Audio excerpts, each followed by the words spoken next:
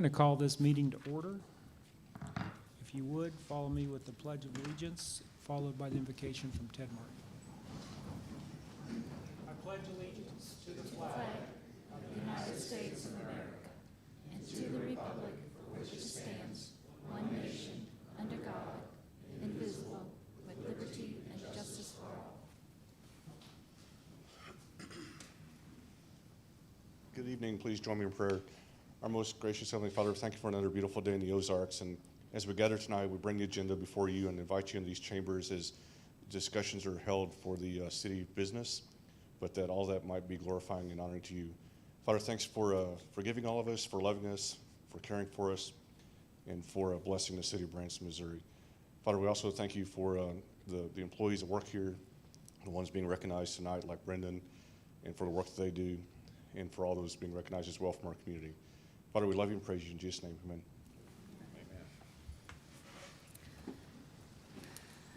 Amen. Madam Clerk, would you call the roll, please? Fenton. Here. Denham. Here.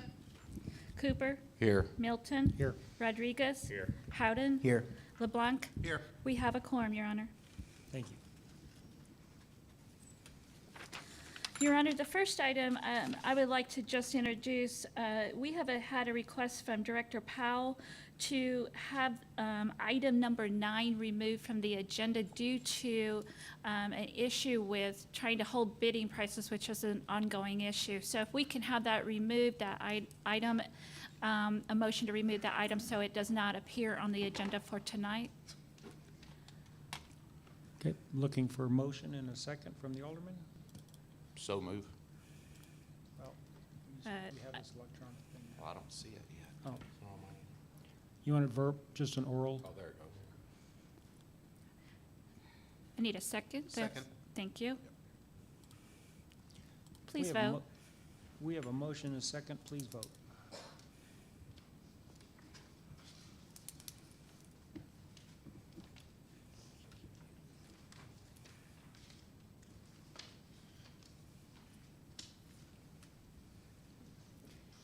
We have a yes vote, Alderman Rodriguez. Thank you. That motion carried 6-0. Thank you. Alderman Cooper, will you please present Brendan of the Information Technology Department as Employee of the Month for April 2022? Rapinchuk. There he is. Hello, Brendan. Hello, Brandon. It's Rapinchuk. Rapinchuk? Okay. Before I say it 7 or 8 times, I thought I'd get it right. All right. It is my privilege to announce that the City of Branson's Service and Excellent Employee of the Month Award for April 2022 is going to Information Technology Network Administrator Brendan Rapinchuk. This award is to recognize employees who have gone above and beyond and whose performance exemplifies the City of Branson's values. Brendan is being recognized for the time and money he saved the city while troubleshooting a large, complicated issue related to a scanner incorrectly sizing certain document scans. These scans were being pulled into Laserfish, the city's electronic content management software, to be securely retained and eventually made accessible to the public. So having these documents be correct size was essential. Brendan was able to identify the problem, come up with a creative solution, and made sure it was corrected and completed in a timely manner. He has taken it upon himself to learn the ins and outs of the Laserfish system and has even surpassed the skill level of most of the Laserfish support staff. Brendan has been a vital part of implementing and maintaining this software at City Hall. He is always willing to do what it takes, even if it means going above and beyond his job title, to make sure problems get solved in the most cost-efficient way. On behalf of the Mayor, Board of Aldermen, City Administrator, and City staff, it is my honor to announce Brendan Rapinchuk as the City of Branson's April 2022 Service and Excellent Employee of the Month. Congratulations. Yeah.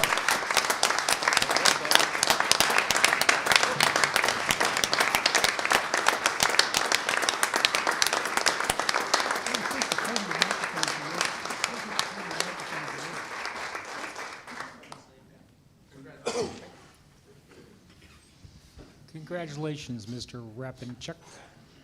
Well, I have several proclamations, so I will go down here.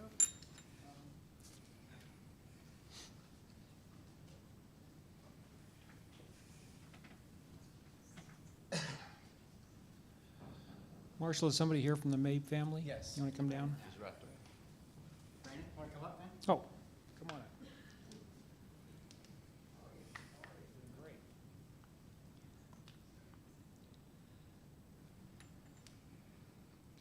A proclamation honoring the Mabe family for creating the Branson famous bald knobbers and for establishing the foundation of the Branson show industry and proclaiming April 27th as Mabe Family Bald Knobbers Day in Branson. Whereas it is recognized that in the late 1950s, four brothers, Bill, Bob, Jim, and Lyle Mabe, began using the name of the old vigilante group, the Bald Knobbers, to perform mountain music in the Ozarks. They in fact got their break on the historic Ozark Jubilee out of Springfield, Missouri, and from there would go on to open the first ever permanent music show in Branson. Whereas the family has redefined the cultural Ozark stereotype to represent the wholesome side of this way of life. They have in turn entertained families with a positive message for generations. And whereas the Bald Knobbers music show has been performed by a member of the Mabe family since 1960. That's a long time. 82 years. And each generation continues to redefine the show in their own image, making this iconic Branson brand timeless. Now, therefore, I, Larry Milton, Mayor of the City of Branson, Missouri, hereby proclaim that on this day we celebrate the legacy of the Mabe family and their contributions through the music group known as the Bald Knobbers.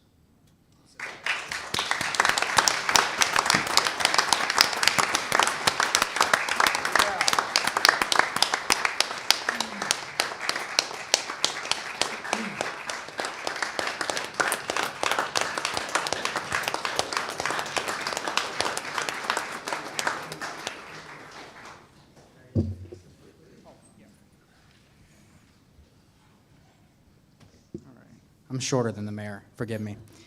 All right, and we're doing four proclamations tonight, but two of them are in relation to our shows. And so we're going to kind of make them together because tomorrow will actually be the official Bald Knobbers Day in Branson, and that will kick off what we are calling Founders Week. So I'm going to read this real quick. The mayor has announced the celebration of Musical Founders Week to be held from April 27th to May 4th. Over the past year, the city has celebrated multiple musical holidays honoring such legends as Shoji Tabuchi, Glenn Robinson, and the Mabe family of Bald Knobbers fame. As that project continues, the need for an entire week honoring the individuals that began this musical tradition arose. Individuals such as the Foggy River Boys, Plummer family, and Harold Bell Wright for his contributions to the Shepherd of the Hills phenomenon will be celebrated in particular, but every single person who played a role in establishing the proverbial Branson stage will be commemorated during this week. We ask the community to not only share the Founders Week logo, but also any stories they have of these Ozark musical icons. Let us all remember the legends who created this town, and that as long as there is a town called Branson, the show must go on. Thanks, guys.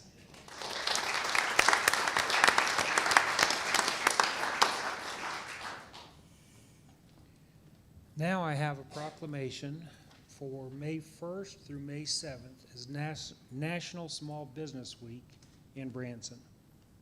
Kirsten, are you in the audience? Oh, come on up. There you are.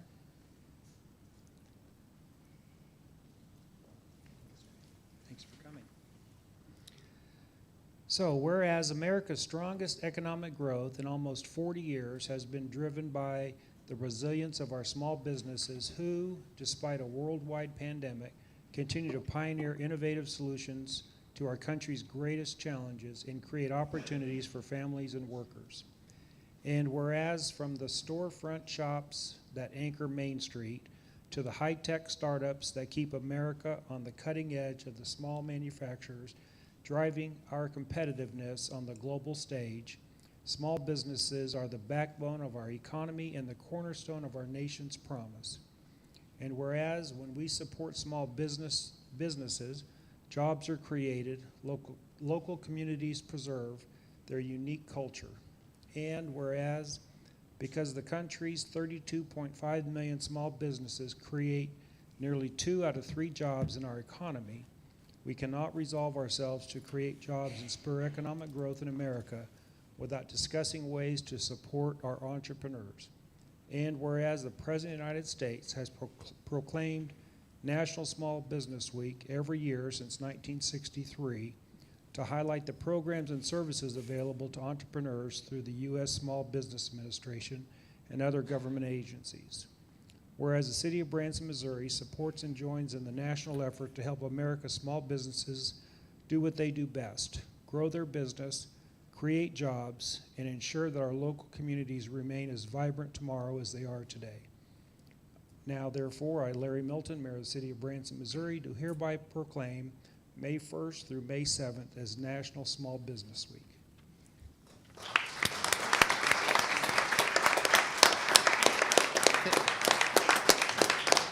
Thank you to all the small businesses, all the people who work for small businesses, and the city for encouraging small business growth.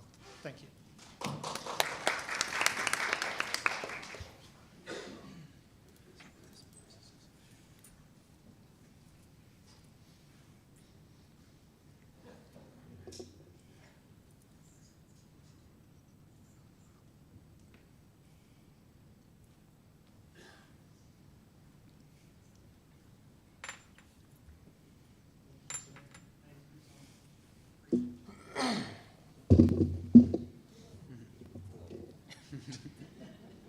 That's our backup.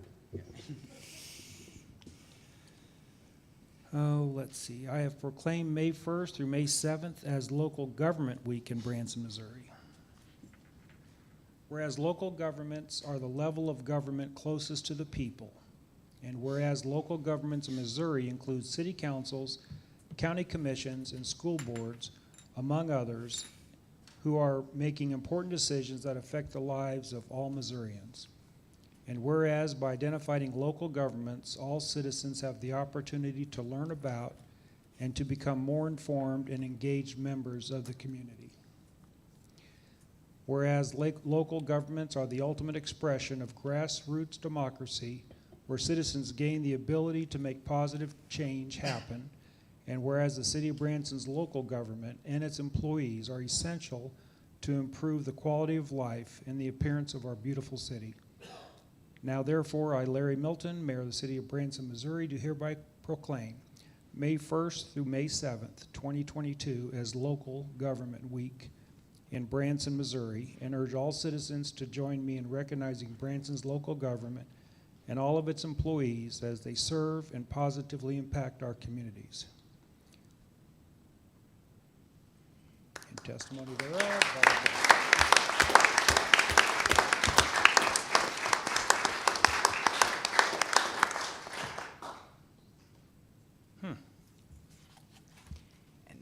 Tracy, Yeah. do you want to come up? Yeah. Okay. Oh.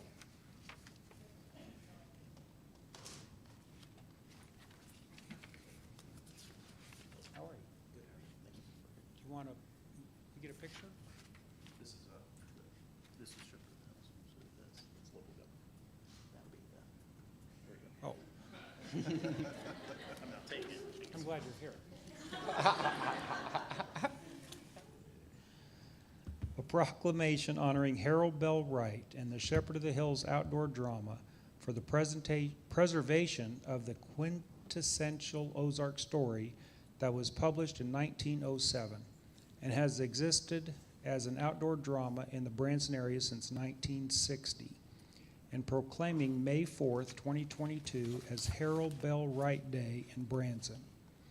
Whereas it is recognized that in the late 1890s, a young preacher by the name of Harold Bell Wright began visiting the Ozark Mountains, and the characters that he would meet would inspire a story that would go on to entertain millions.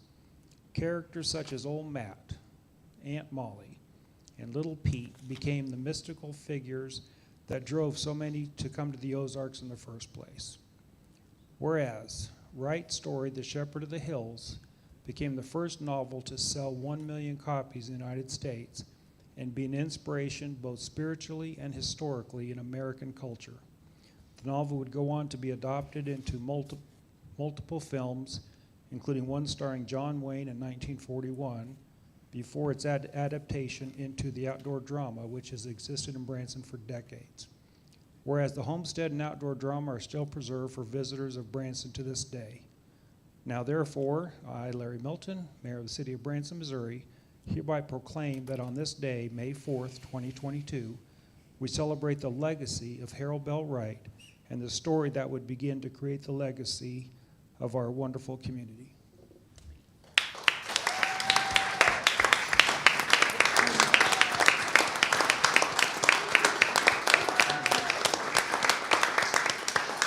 Thank you all very much. We appreciate it. We are having a celebration at the Shepherd of the Hills on May 4th to honor Harold Bell Wright's 150th birthday. On that day, we'll have a ribbon cutting for the rededication also of the Notch Post Office, which we've been restoring on the property as of late. So we would invite you all to attend and hope you can make it.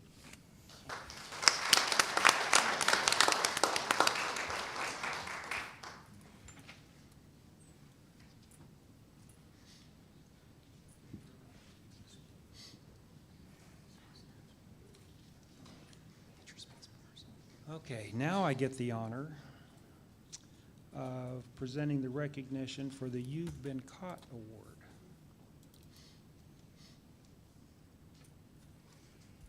And is Peggy in? Come on up, Peggy. Boy, wait till you hear this. It is my privilege to announce that the City of Branson's You've Been Caught Citizen Recognition Award for April 2022 is going to Peggy Seidel. This award is to positively recognize Branson citizens and community members whose actions exemplify the City of Branson's values and who make our community a great place to work, live, and play. Peggy is an emergency room social worker at Cox Medical Center, Branson, and was nominated for her tireless, positive, and compassionate work that affects the well-being of our community members during their worst and most dire situations. Every day, she helps our community cope with the death of loved ones, child custody issues, mental health issues, and homelessness, and does so with the utmost love, respect, and comfort. On top of that, she ensures the ER staff are okay and have what they need to perform at their highest capacity. Once, when the traumatic death of a child affected hospital staff deeply, she was the one who stayed hours beyond her shift to make sure her coworkers were managing the difficult time. This is the best kind of person to represent the City of Branson to our residents and visitors when they need comfort and love the most.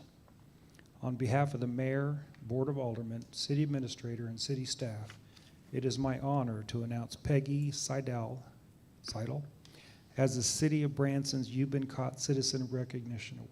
Congratulations, and keep making Branson proud. Yeah.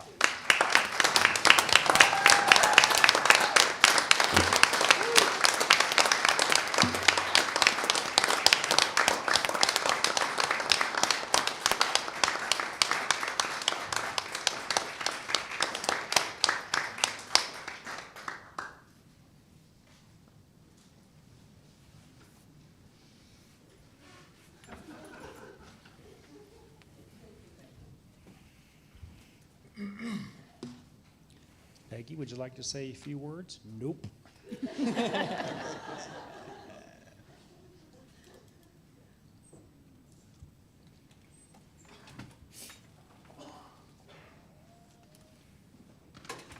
Well, that concludes our meeting for the evening. Sorry, Marshall.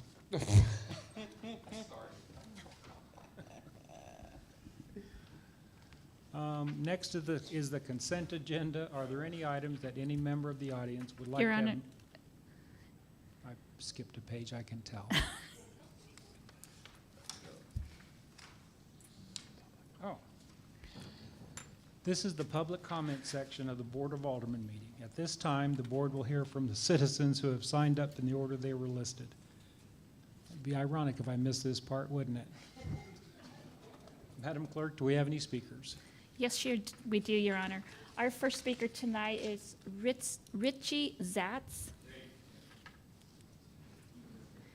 2926 Byway 14, Omaha, Arkansas, speaking on general questions.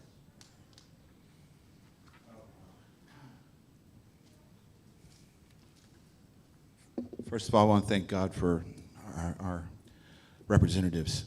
I just think it's incredible what's occurred. And I want to apologize for being abrupt, Larry. Forgive me.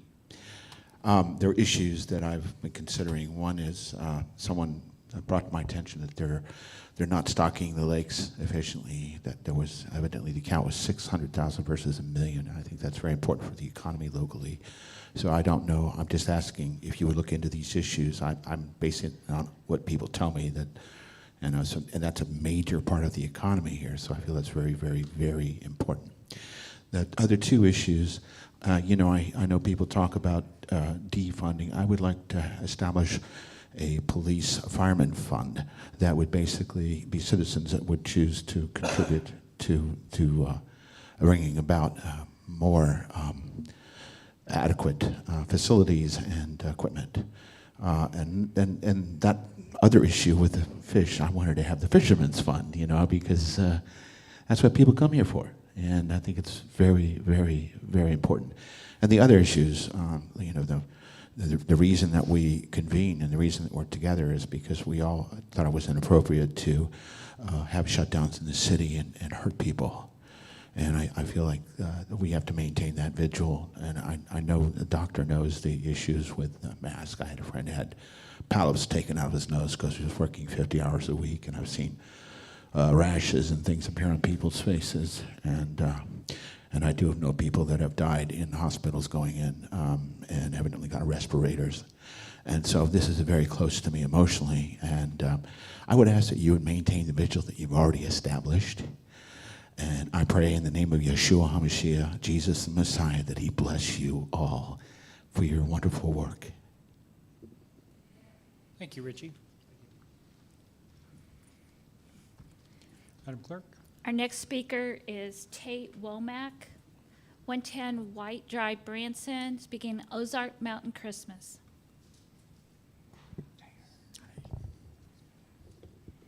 I've come before the board, city alderman, and the mayor a couple years ago on behalf of the Branson Theater League as acting president, concerned about the Ozark Mountain Christmas season, specifically for the show community. We're seeing a downward spiral as far as attendance last year, couple years.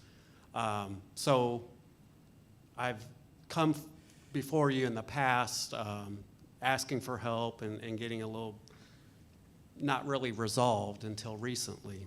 And so today I'm coming before you from Travel Host, my current employer, saying thank you. We often come before you and might critique some of your actions. Very seldom do we come before you and say thank you. So on behalf of myself and those others that have come before you and critiqued that time period, and we say thank you, and especially to Mr. Milton for the proclamation of Ozark Mountain Christmas, November 1st through January 7th. To give you an example what that really means in private small business world, I brought samples for everyone, including the clerk. Can I have, or what's the proper? Okay. Samples, and I'll just show you that we have included for year-round promotion of Ozark Mountain Christmas. In our tab, we have the official logo with some of our marketing partners. This is our spring-summer issue. We start off with Ozark Mountain Christmas, and those that wish to participate can advertise. So we are telling our visitors on a year-round basis come back for Ozark Mountain Christmas. And we couldn't have done this without your proclamation. My hope, personal hope, is other businesses will utilize your proclamation to make us all better for that time of year. And thank you for your time, and I'll leave these with the clerk so each member has one to look at. Thank you. Thank you, Lee.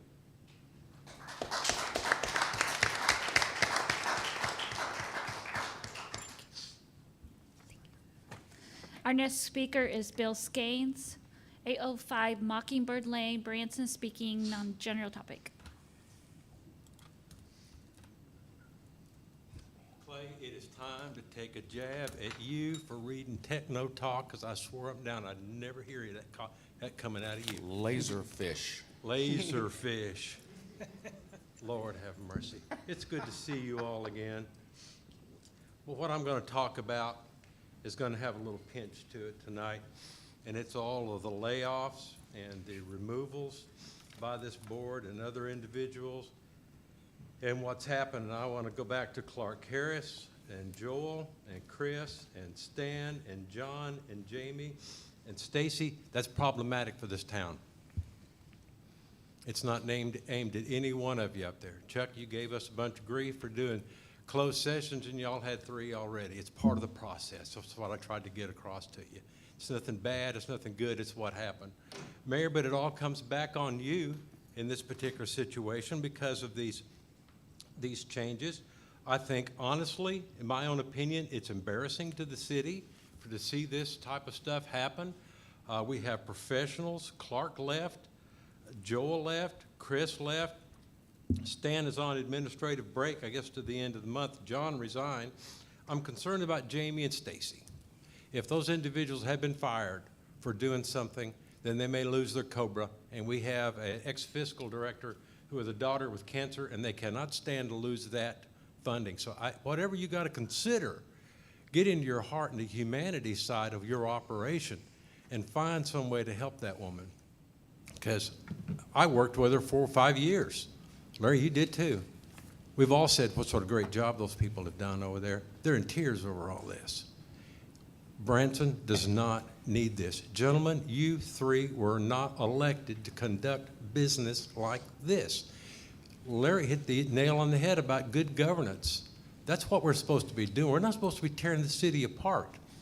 Separate and apart, my fellow alderman over here, we had the chair of the Planning and Zoning submit some stuff, and I don't know whether it was true or not, Mayor. I have no idea. But we stated that we should give her a chance to retort or respond to that, and that has not happened yet. That goes to the bottom line of transparency, guys. She never got a chance to prepare for that. She never got a chance to respond to any of that, and it's just laying out there. That's why I leaned over to her. I said, Ruth, you have any idea what I just did when I called the question was to protect her 14th Amendment rights and her rights to free speech. She didn't get a chance to respond to that, and she should. Back to Jamie. I think she's owed an apology. She didn't deserve to be treated like this.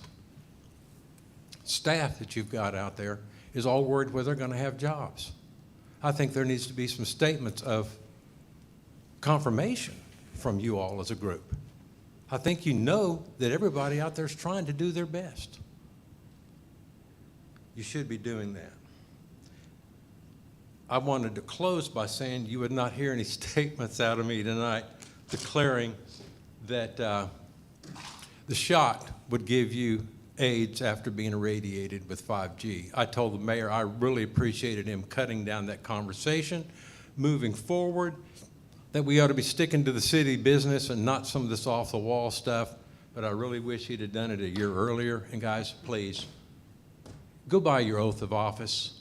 Do the proper job. Marshall, I know you guys know you can do it. You got the heart for it. Don't treat these people like this. Bill, if I'd like to respond. Yeah, you don't have to respond to me. I'll respond. Family is out. I'll respond to a few of Bill's comments. For clarity, I want everybody to be clear. This board had nothing to do with Jamie and Stacy's termination. The board did not know about this until after the fact. The city administrator notified the board, and by direction of legal counsel, took the action that city administrator and city legal felt was appropriate. So I know there's been a little bit of communication out in the social world out there about the board doing this and the board doing that, and the board, I just want to make it clear, the board was not involved with that action. Madam Clerk? The next speaker is Deanna Slatten, 187 Lone Pine, Branson, speaking on health safety. I'm back.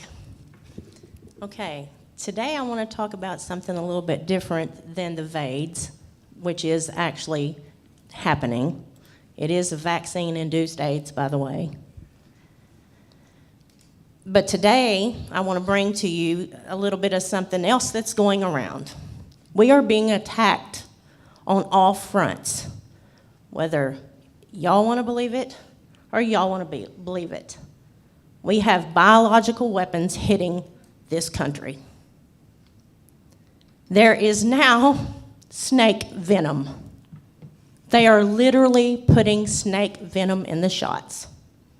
So, if you don't want snake venom in your bodies, don't get them. If you don't believe it, go look it up. You can look it up. Dr. Artis and Dr. Ruby are talking about it. They have found snake venom in the shots. So, another thing, and it's hitting home with my family. It's not just other people, but it has hit my family.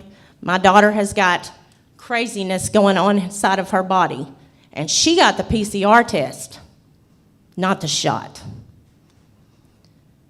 And that is too also a medication that can be put up your nose. And in fact, that is also how they vaccinate cows. If you're in a farming business or anything, that's how they vaccinate cows. Excuse me, Deanna.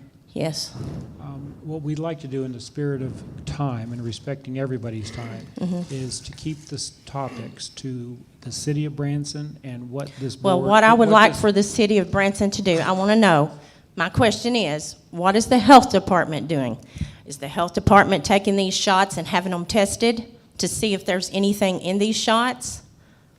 Deanna, have you asked the Taney County Health Department these No, questions? I have not. I don't think I would even get a response from them, even if I did. But, to say the least, because I know some people that's tried to and it has not worked for them. So my question is, can we get something going to have some of these just random tests done just to see? And another thing too, the water, graphene oxide is used in the pipes in the new water lines. That's something else too, because a couple years ago, I got new water lines. And so did my neighbor and another few neighbors up the road. And it's funny, all of those people got COVID. I don't know. The others across the street didn't. That's unusual too. But needless to say, graphene, I found out, is also in that. And graphene oxide, if you don't keep the graphene lower than your glutathione in your body, you will lose oxygen and you will pass out or die.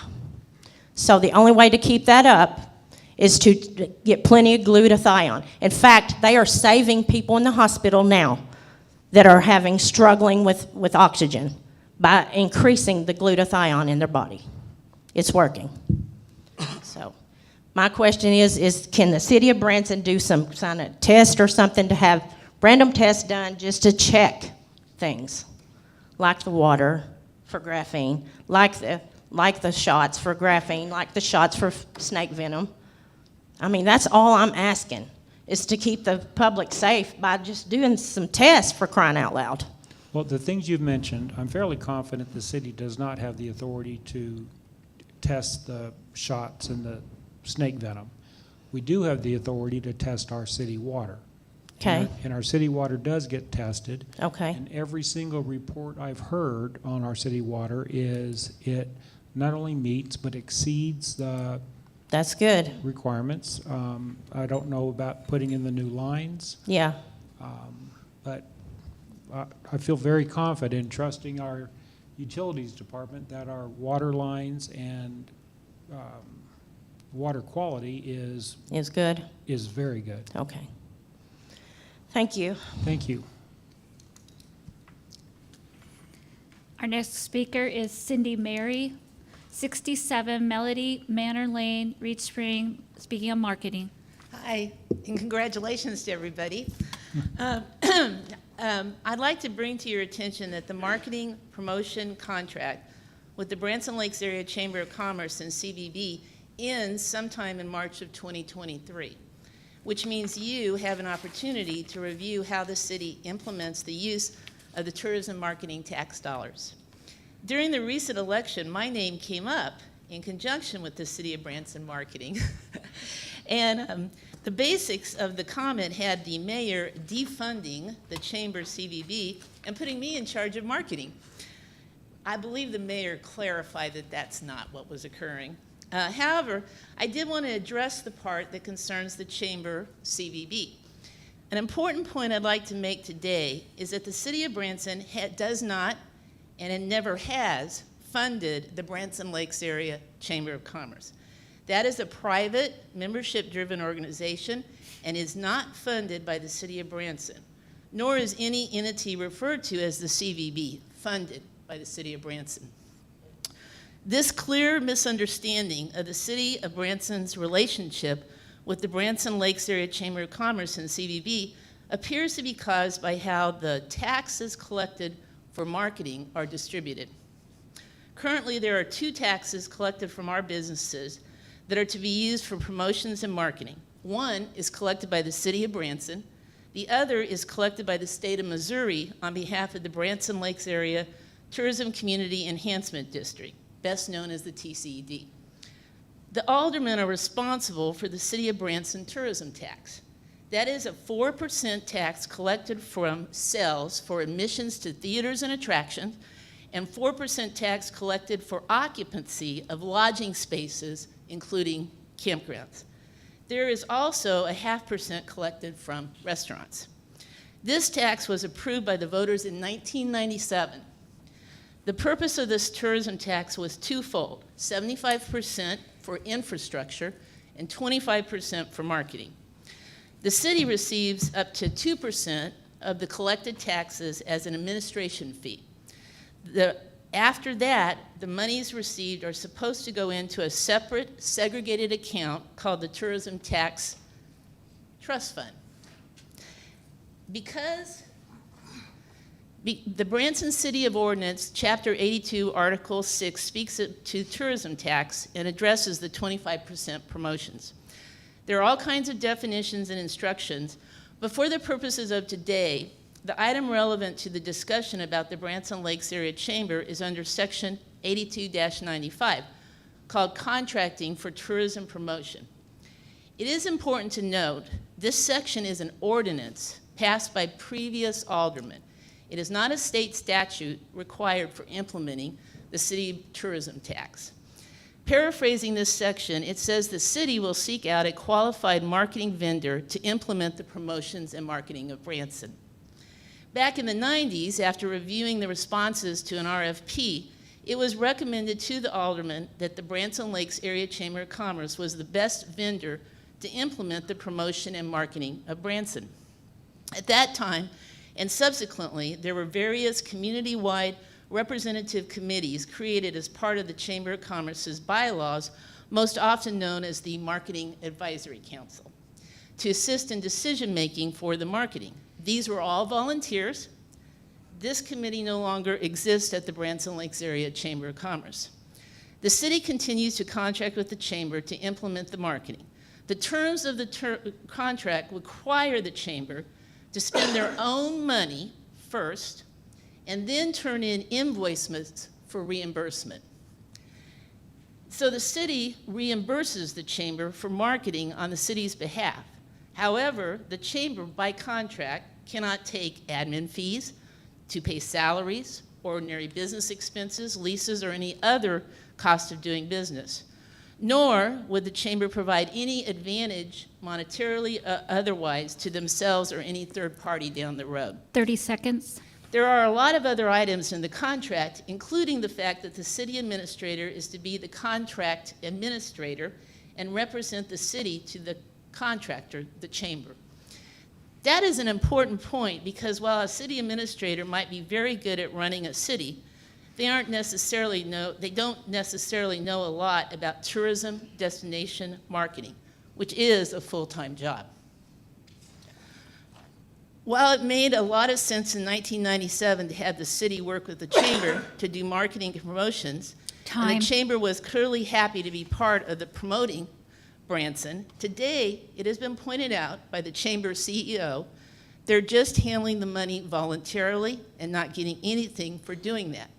In addition, it appears that the city has to really pay attention to what is put in the contract to make the city's wishes happen. It seems to me that we should have a discussion that opens up other opportunities for the city of Branson's marketing dollars to be used to the greatest advantage for the businesses inside the city limits and thus the city's overall income. Excuse me, Cindy, how much longer do you have? Okay. Streamlining the system and actually having a designated representative of the city who is a tourism destination marketing professional seems to be a good suggestion for your consideration. Any Thank you. questions? A few. One is, I do know that in our contract with the CVB, it does state that the city administrator will be the contact with that. And I'm going to bring to this board, bring up that topic and ask if there's maybe a better qualified entity to fill that role. Because I agree with you, city administrators are good at some things. Clay Cooper is good at others, right? Yes. Singing and dancing. There's a meeting tomorrow at 8 o'clock in the morning for the city administrator to attend these monthly meetings. I'm going to fill in for Lisa on this one, and I may be talking to this guy about filling that role. One thing I wanted to bring up and make very clear,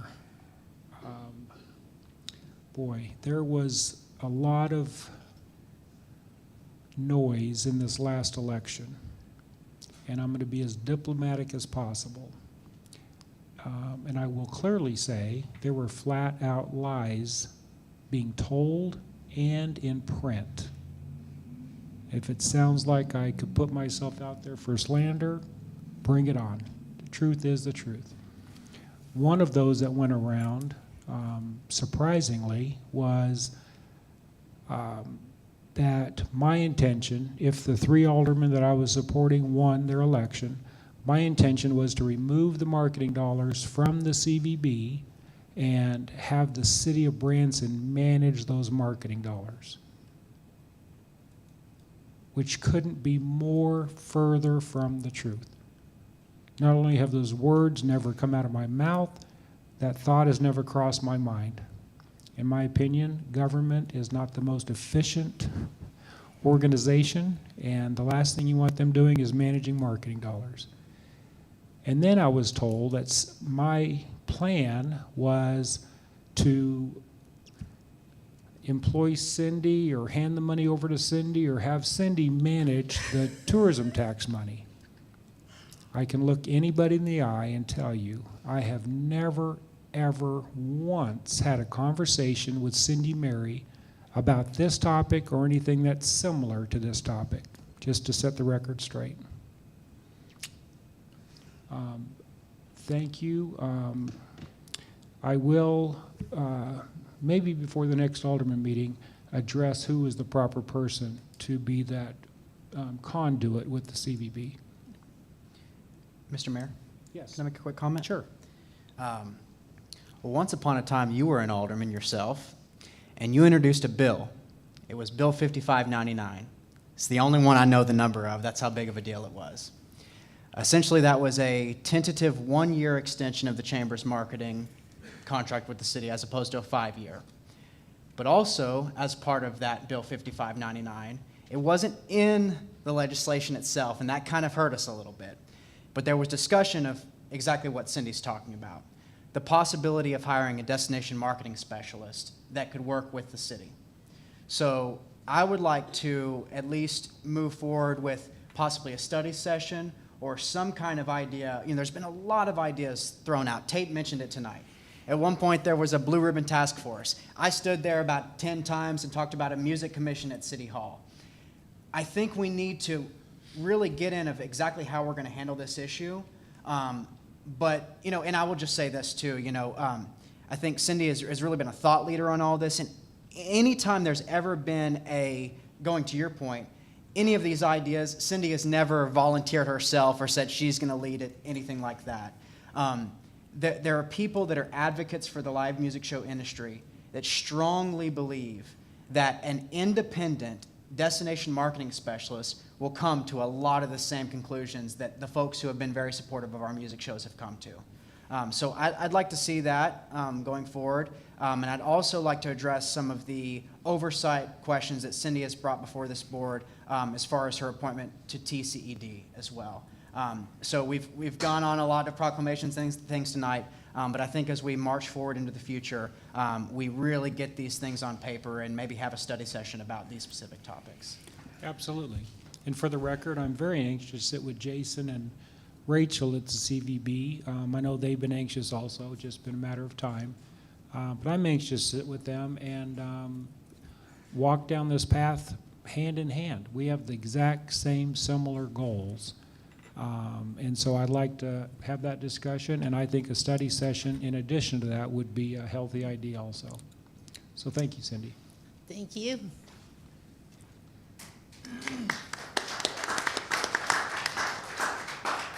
That's all of our speakers Oh, tonight. thank you.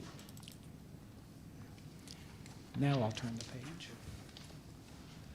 Next is the consent agenda. Are there any items that any member of the audience would like to have moved down from the consent agenda or ask additional questions or comments? Hearing none, any members of the board?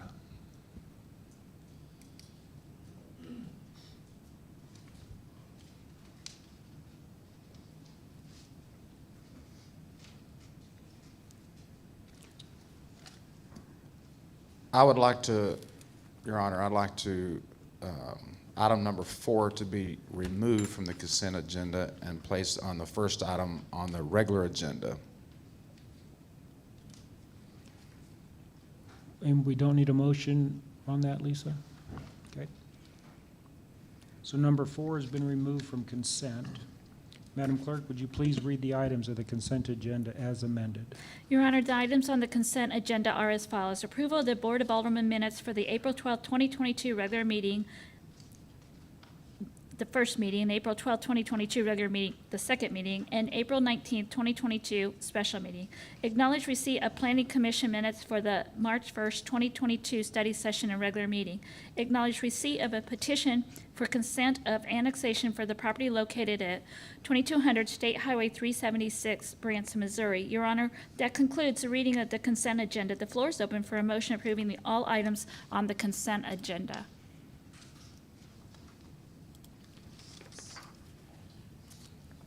We have a motion and a second. Please vote on the consent agenda.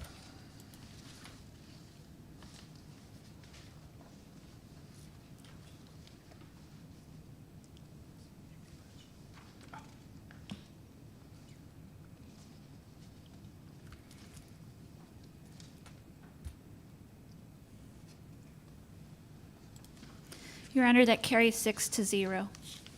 Thank you. Your Honor, the next item is the final reading of Bill Number 6143, an ordinance approving the sublease agreement with Bar OW LLC for the operation of a commercial boat dock and authorize the mayor to execute the contract. The floor is open for a motion to approve the final reading of Bill Number 6143. We have a motion and a second. We'll now have a staff report from Cindy. Oh, I'm waiting for a motion and a second.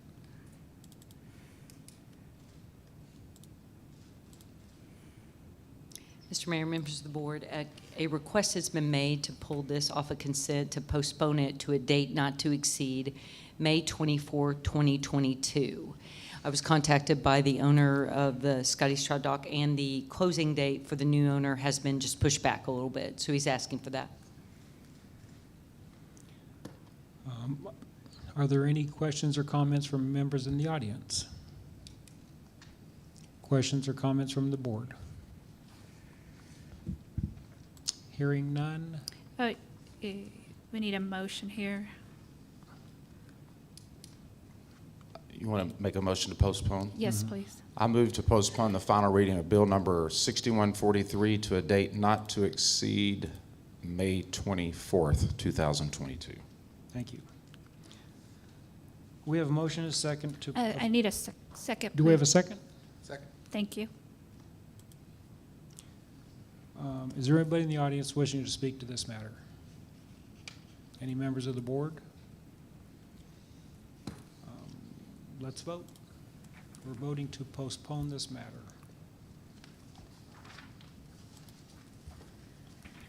That motion carried 6-0 to postpone that item. Your Honor, the next item is a discussion of executive session process.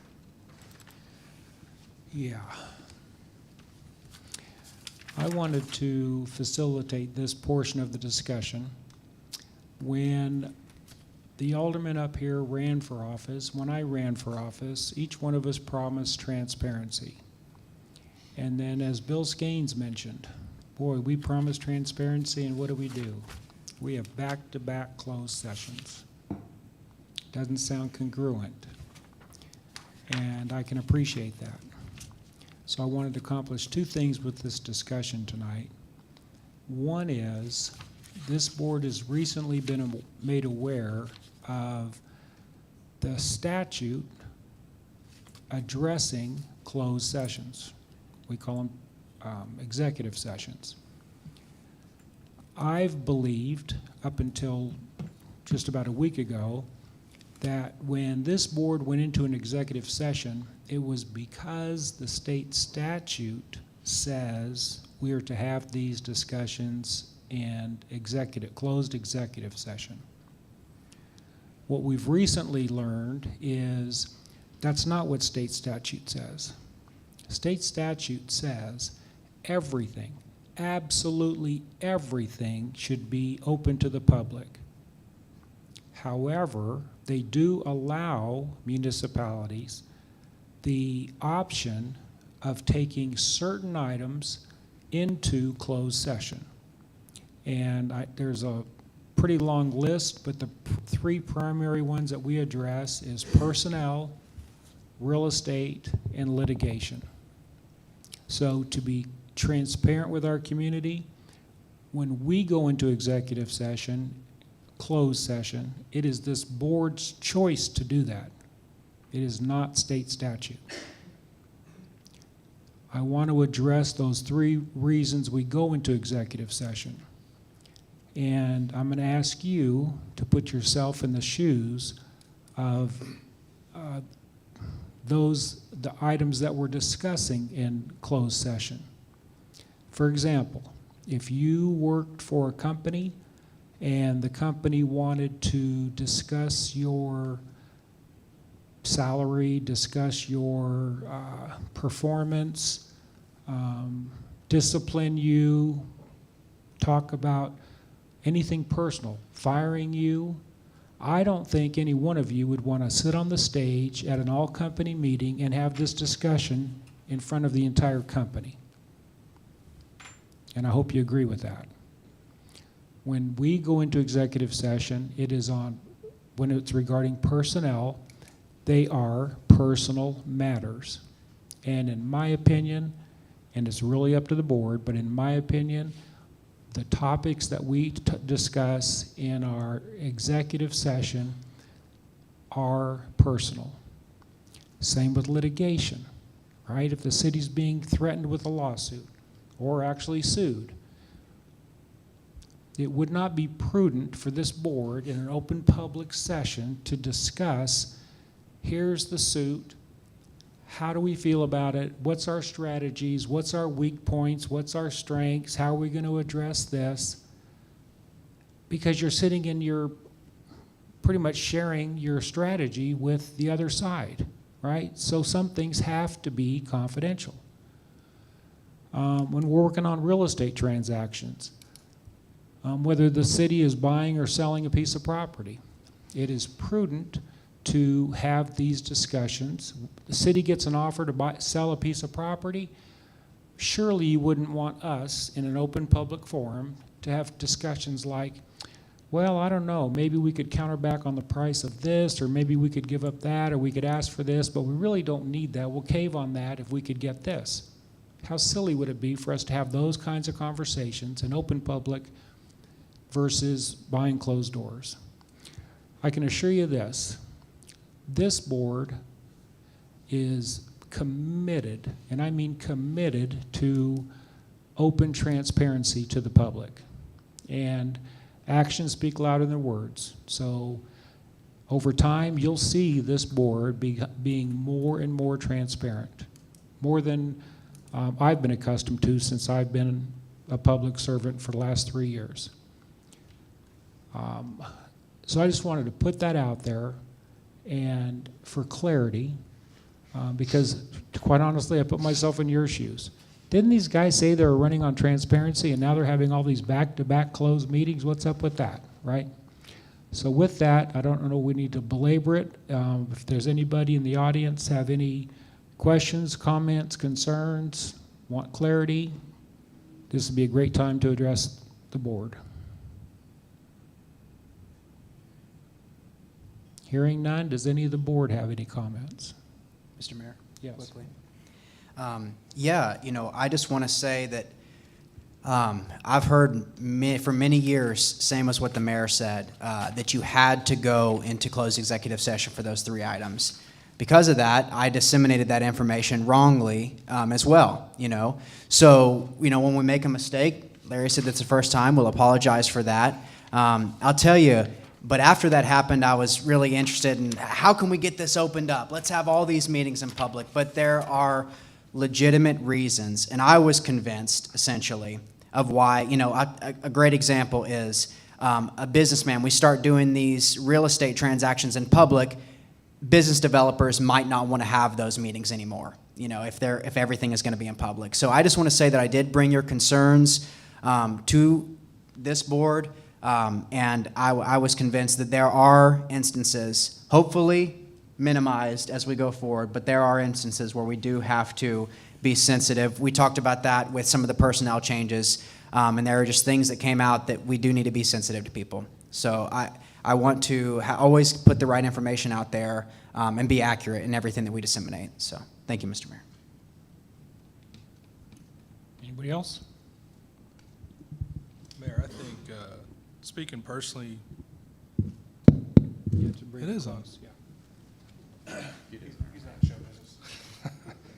On the litigation side of things, you know, I thought a lot about this because I was a little surprised to learn that it wasn't required. It was optional, and I got to thinking from my viewpoint in my world, you know, that'd be like me going into court and going to the other side and saying, hey, I'm going to do this, and I've been thinking about this, and here's my strategy for this, and you know, anything else I can share with you to help your side of the case. And so, as you could probably imagine, I wouldn't be a very successful attorney if I did that. I don't think my clients would be super happy with me. So, you know, for those reasons, for strategy reasons, and being able to talk sometimes about highly sensitive matters in an open way where we can make those decisions, I just think it's incredibly important to be able to do that in that particular setting and reserve it to these specific things. You talk about attorney-client privilege. I mean, there's just a whole host of reasons where I think this is important. And so that was just my, you know, one perspective on it. But, you know, I do agree that why we shouldn't do it for everything, those that are covered by statute and those that are particularly sensitive, and we could find ourselves in a position, in a compromised position. I think we should consider that and continue to have that practice. So, thank you. Thank you, Cody. And just for confirmation, I'm going to ask our city attorney to, I guess, verify what I shared about the state statute of actually how it does read, and what I shared with you tonight was accurate. Sure. Thank you, Mr. Mayor. Your comments on that it is an exception to the rule that things are generally public is correct. State statute 610.021, if anybody wants to look it up, discusses closed meetings and the exceptions to when things have to be public, and you've covered the main three that we see most of the time: legal actions, real estate matters, and also personnel. Thank you. And for just further clarity, everything that's said in executive session is closed session, which means we are not allowed to share that information.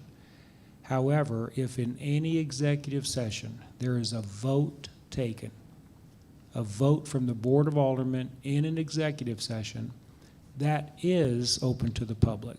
That is sunshineable. A member of the public can go and ask to have that information released. We've taken that a step further. And our city administrator has agreed that when we do take a vote in executive session, you don't need to wait to go ask for a sunshine request. We're going to publish it, so you'll know. That's another step of being transparent.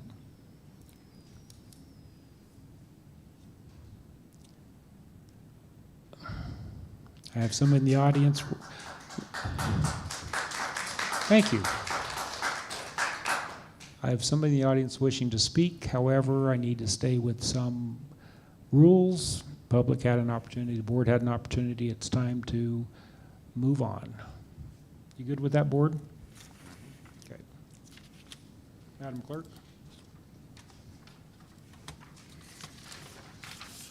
Your Honor, the next item is the first reading bill number 6144, an ordinance amending Chapter 2, Section 2-77 of the Branson Municipal Code pertaining to method of voting abstentions. The floor is open for a motion to approve the first reading bill number 6144.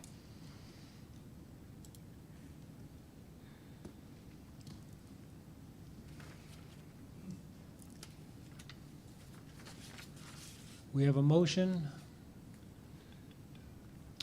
We have a motion. Oh, we have motion and a second. We'll now get a staff report from Lisa Westfall. Mayor and Board, this is an amendment to the Branson Municipal Code, Section 2-77, which removes the language under the method of voting pertaining to an abstention being recast as a no vote, and for counting recording of the individual votes on the item. In July of 2020, this code was changed, and this current amendment to the code just reverts it back to what it originally was. I'd be happy to answer any questions. I'm not sure it's clear of what the motion, of what action we're taking. I understand what it is. I don't know if the members of the audience or the public understands what it is we're acting on. So the code currently says that if somebody abstains from voting, that my minutes have to show that as a no vote automatically. Anybody from the board? Yeah, so that amendment was made a couple years ago. July 2020. July of 2020. So a couple years ago, that stated that if any board member voted to abstain on an item, that it would be recorded as a no vote. There's members of this board that want to make that retroactive and put it back to the way it was. where if an alderman votes to abstain, they would like their vote counted as they voted to abstain and not changed to a no vote. Any members in the audience want to address this or ask any questions? Old seagull.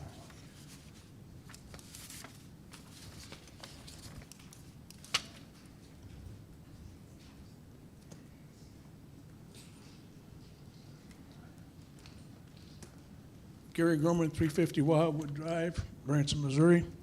I would encourage you to vote in the affirmative on this. Some of you weren't up there when this was changed. It was changed, let me say, it was a political change that was done to accommodate the way the current administration wanted things. It was a pretty close vote between between the mayor getting to break a tie and not getting a tie, and changing this an abstention to a no vote facilitated that, because it ended up more often than not a 3-3 tie. The mayor got to break the tie. An abstention is an abstention. There were opinions from different attorneys. The city got the opinion they wanted, and as you all know, you can get an attorney. Nothing personal, sir. But you can get an attorney. You can get an opinion. You pay enough, you'll get any opinion you want eventually. I encourage you. An abstention is an abstention. If an alderman wants to vote no, they'll vote no. If they want to vote yes, they'll vote yes. So I encourage you to. I support this fully. Thank you. Thank you, Gary.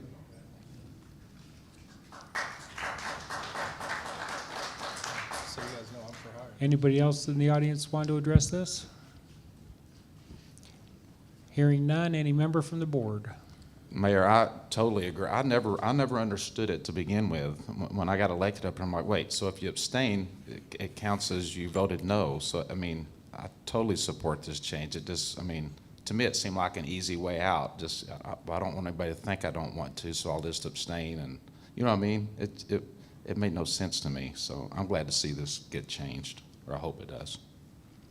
Any others?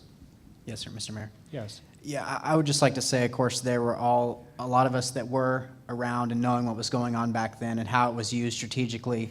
I would just say, even in the last year, there were times where people abstained for a good reason, and it really came back to bite us. And we saw how detrimental this is currently sitting now, which is why we need to change it back. You can abstain for a number of reasons. There can be legitimate reasons, as simple as one of your clients in a business wants you to vote a certain way and you feel it's a conflict of interest. There's a number of legitimate reasons.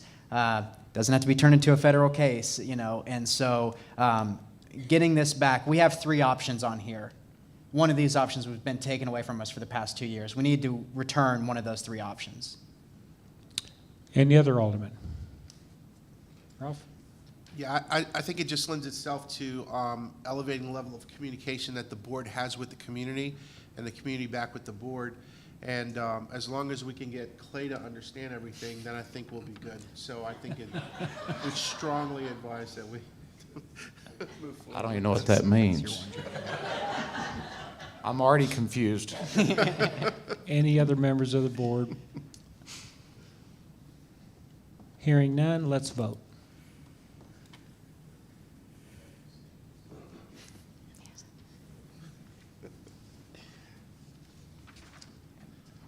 Chad.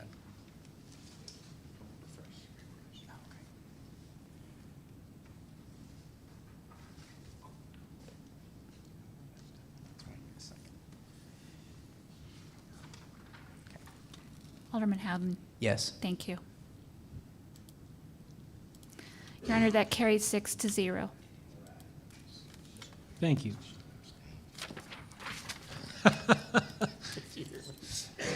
Clay said he was going to abstain on this vote. God, that was a great opportunity right there. Sorry, Marshall. Your Honor, the next item is the first read of Bill Number 6145, an ordinance amending the adopted 2022 budget for the City of Branson to adjust monies in the 76 CID Fund, Tourism Fund, and Capital Projects Fund for lighting installation in Segment 3 of West 76 Country Boulevard. The floor is open for a motion to approve the first reading of Bill Number 6145. I'm looking for a motion and a second. I'm sorry. I have a motion and a second. I have Alderman Denham, the motion, and Alderman Rodriguez as a second. So we have a motion and a second. We'll now have a staff report from Keith Francis. Mayor, members of the board, good evening. Excuse me, this staff report will be for item 7 and 8. That's correct. I'm reading my notes. Yeah, correct. Yeah, good evening. This staff report will be for the budget amendment and the following item on the agenda regarding the contract with Bills Electric. Undergrounding of the utility lines on West 76 Country Boulevard was considered a priority in the Community Plan 2030. City staff negotiated 5 different contracts with various utility companies in 21 to underground the utility lines on segment 3 of West 76 Country Boulevard, from Presley's basically to the Ferris wheel. And the project will be complete in hopefully the second week of May. We're running a couple weeks behind right now due to weather and snow and rain and everything else. Street lights are mounted on the current utility poles and will be removed when White River Valley Electric removes the existing poles. Part of the Highway 76 Segment 3 construction included installation of new street lighting and pedestrian lights along the new sidewalks, but the overhead power lines needed to be removed prior to installation of these new street lights. The next item, 6146, is a contract for Bills Electric for the undergrounding. City advertised for bids and received 2 qualified bids on April 7th of 2022 for the installation of the light poles. Bills Electric's bid was $72,146. Ewing Signal Construction LLC had a bid of $116,685. Staff recommends award to Bills Electric for the lighting installation on West 76 Country Boulevard from Presley's to the Ferris wheel in the not to exceed amount of $72,146. I've also included a copy of the SID Board's special meeting minutes they had on April the 20th to accept this bid for Bills Electric and to adjust the monies of $72,146 from the SID fund into the city's fund for this contract. Staff recommends approval, and I'll be glad to answer any questions. Anybody in the audience wishing to address this? Any questions? Hearing none, any comments, questions from the board? If, Your Honor, if I may,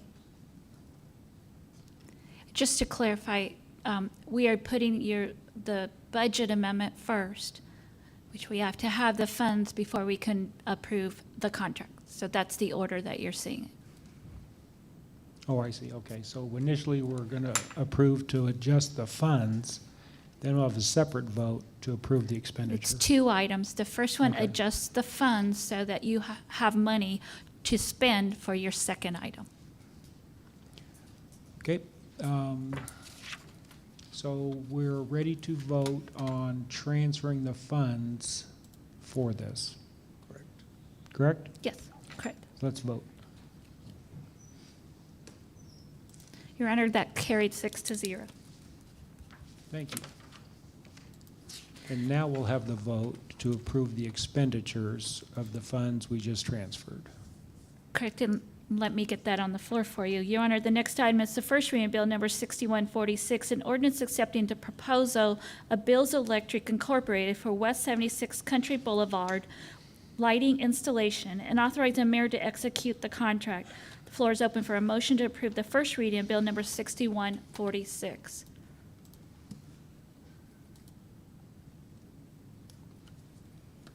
We have a motion and a second. We've already had the staff report. Any questions from anybody in the audience? Questions from members of the board? Hearing none, let's vote.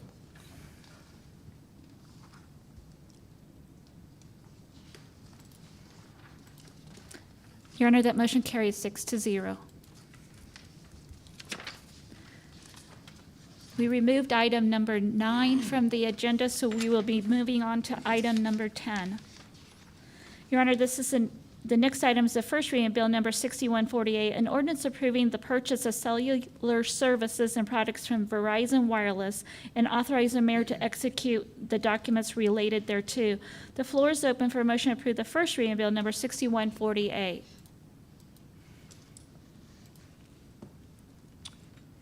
We have a motion and a second. We'll get a staff report from Chad Forrester. Mayor, excuse me, members of the board. The city utilizes Verizon Wireless as our carrier for cellular, voice, and data services. We procure these services via a cooperative purchasing agreement with the federal GSA contract. Doing this gives the city the benefit and purchasing power of a company with many thousands of cellular lines. This agreement is for 12 months, however, it can be canceled at any time. The pricing of each line can vary depending on line type, features, overage charges, and things such as that. This agreement allows the city to have up to 225 lines with an estimated annual cost of up to $113,400. If the city's future needs would exceed these numbers, it would require both the renewal of the funding document and approval by this board. Funds are in the 2022 budget appropriations. Staff recommends approval. I'm happy to answer any questions you may have. Thank you, Chad. Are there any questions from members of the audience? Any questions from members of the board? Hearing none, let's vote.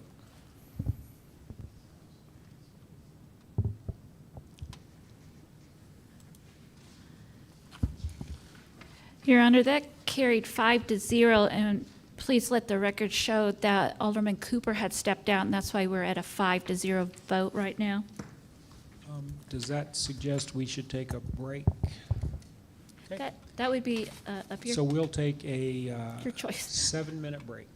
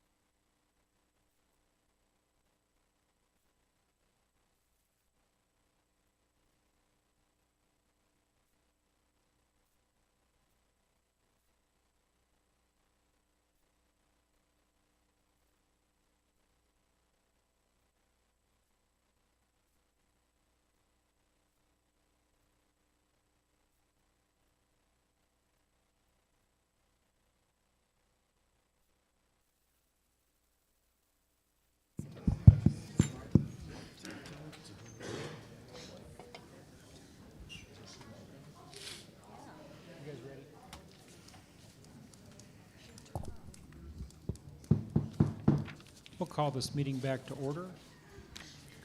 Madam Clerk, I believe we're on item number 11. Your Honor, the next item is the first reading of Bill number 6149, an ordinance to amend PD-98-005, known as Cedar Junction General Store, for the property located at 4017 State Highway 376, Branson, Missouri. The floor is open for a motion to approve the first reading of Bill number 6149. We have a motion and a second. We'll get a staff report from Mike.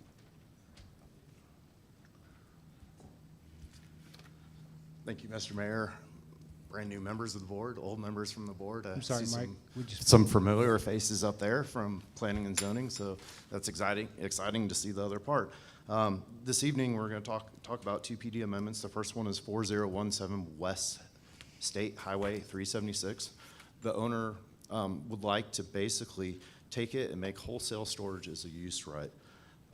The application was received from Heather Brassage on behalf of the business owner, Ali Navarros of A to Z Wholesale LLC, and the property owner, Patrick Wright. The request is to amend the zoning of PD 90-005, known as Cedar Junction General Store, for the PD located at 4017 State Highway 376 to include wholesale storage as an accepted use by right. The property is located on the southwest side of the intersection between Shepherd of the Hills Expressway, West 376 Boulevard, and State Highway 376, approximately 45 feet north of Highway 376. It's approximately 2.5 acres, more or less, and is currently developed with the gas station. That's the current picture of the gas station right now. This is the back of the building. If you look in the lower corner, down here, you'll see a garage. That is where they're going to do their wholesale business out of there. Their intended use is to take wholesale pallets, subdivide the pallets, no retail sales, and distribute them back out. It's part of the gas station and gas station supplies business that they're currently in. The PD asked for us to bring this to you, to the board, to add the amended use on that. And some new parts that we've been doing in Planning and Zoning Commission is that we provide larger maps to get you into the area. So as you can see, downtown and 65, we're going to go all the way out towards the Butterfly Palace. Picture in gets you right into the corner. This is the aerial with utilities. All the utilities are there. It's not in question for the special use. The current zoning is a PD, and that's why we're here today for a PD special use. Existing land use now is commercial, as is a gas station, and it has some smaller business in the back that are no longer existing. These are the orthometric views from the north, the south, east, and west. Here is the actual amendment to it. We will be sliding in number 22, wholesale storage. The PD amendment is identified as the core entertainment plan of the 2030 future use plan. Staff recommends approval, and the Planning Commission unanimously approved on 4/5/22. Would be happy to answer any questions that you have about this item. Thank you, Mike. Any members in the audience wishing to have questions or comments on this issue? Hearing none, any members of the board have questions? I have a question, Mayor. Sure. So nothing's changed. They're just adding one more element to the business. So they're still going to have gas and all this and this and that, right? That is correct. Are they planning on utilizing that whole bottom area or just that area where the garage door is? Actually, it's the garage door and the first piece here. There's another business existing there. Oh, okay, all right. And they're doing what exactly? Basically, they bring in wholesale pallets. So, for instance, maybe it's gas filters or something like that. They transfer those down to smaller pallets and then distribute them to their other gas station stores that they own. I got you. Thank you. Any other questions from the board? Marshall? I just want to say first, I love the new overhead views. It Awesome. really helps us, and as much as we try to be experts on all the street names, it's a really big help. So quick question, why did it take since April? What was the delay on that for it to come to this board? Oh, I'm sorry, this was the last one. But didn't we talk about this a few months ago as well? Yeah, in our pre-meetings, we talk about things that are coming.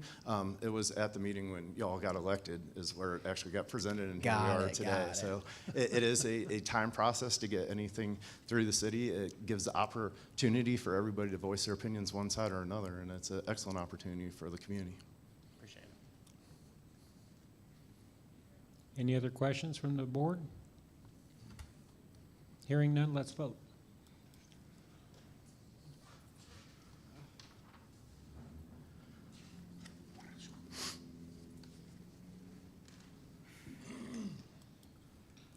That motion carried 6-0. Thank you, Mike.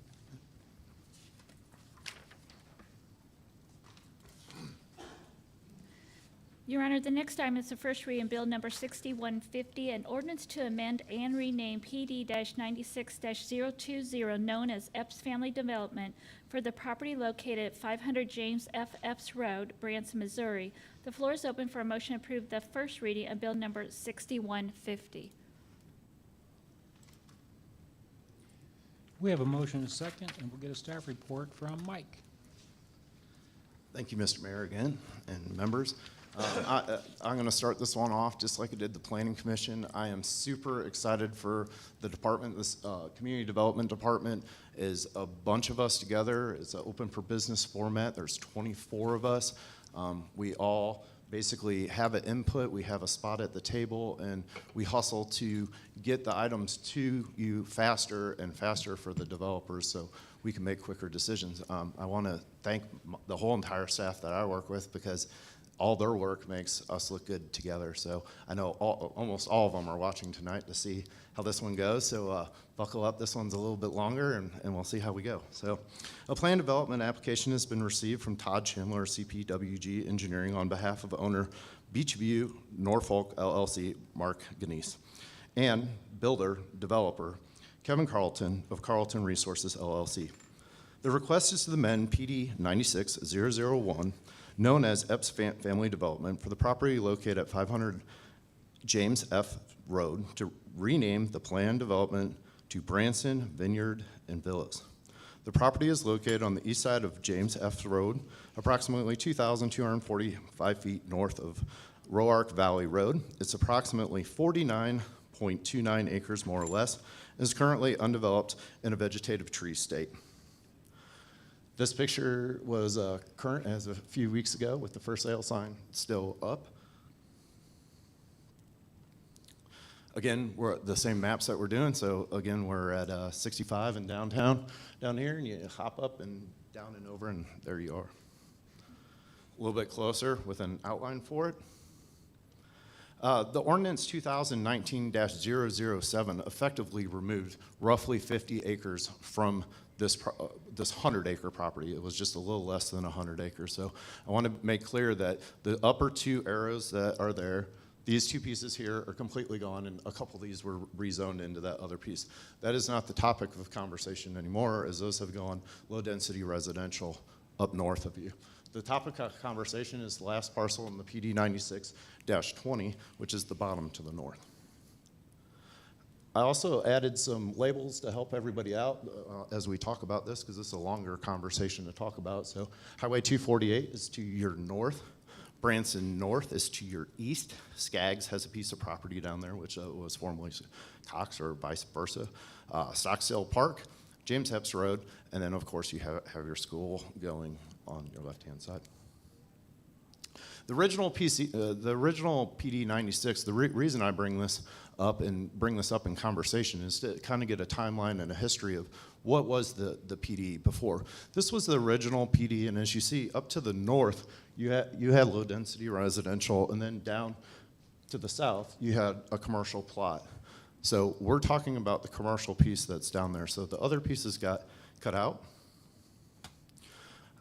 These are some of the photocopies from the actual PD showing that your two-family residential setbacks were 20 foot and your commercial setback. So if we flip back to the top, this original piece down here had a 10-foot setback on it. We also talk about here, we have some pictures that kind of identify where the water is going to run and the topography that's there. So the closer the lines are together, the steeper it is. And as you can see, that they're in the next few pictures, that they designed their stormwater, their preliminary plan to take advantage of these situations. The project is a mixed-use development that has been proposed on an existing parcel in Branson as James F. Road to the west and borders Stockstill to the south.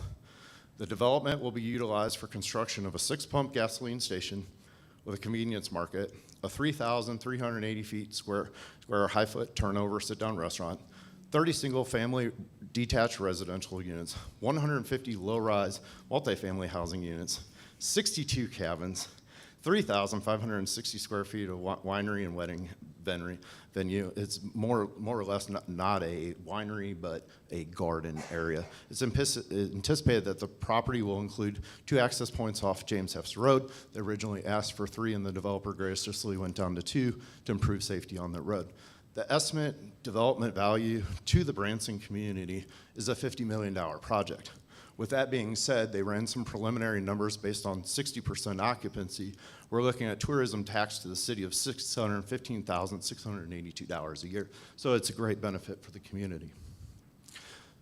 Here you have some overall pictures of aerials with utilities. I'd like to point out some of the things that we talked about. We worked with Kendall's group from utilities. We also have Tara in our department. And we worked really hard to come up with a plan to provide the utilities that are there. As you can see on the bordering property, you have lots of utilities in Branson North, and you also have utilities down to the south.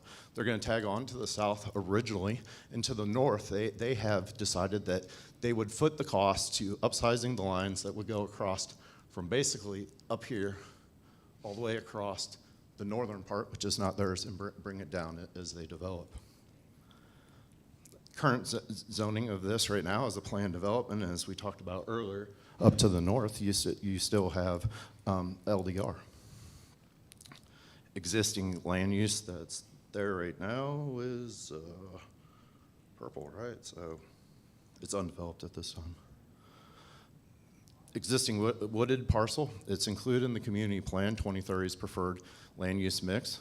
As you see, when we go down, it's in the orange area. We brought an arrow and a dot to where we are for mixed use.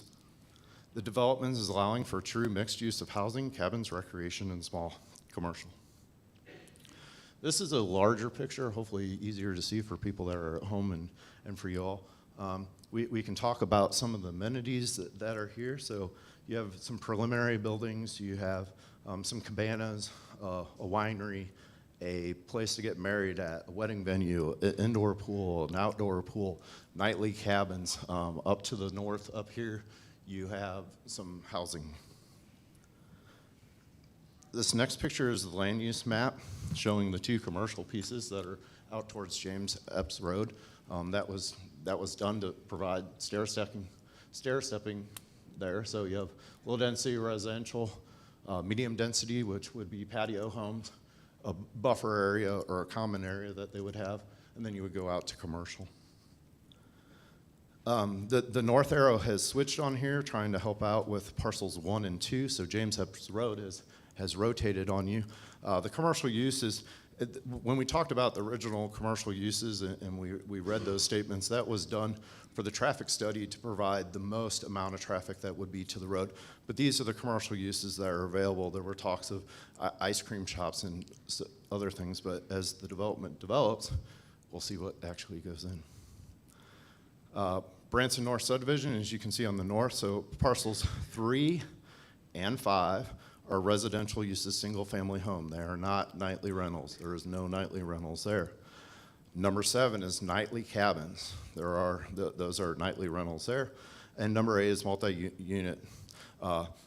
Parcel 4 and 6 are recreational and agricultural uses. The allowed density is stated there, and all those densities are below what we have in code today. Here we're showing a setback map. As you see, going along the outside of it, you have a 15-foot setback going all the way around the outside of it. Here is our actual code showing what our code requires, which is 15 foot, and they match that.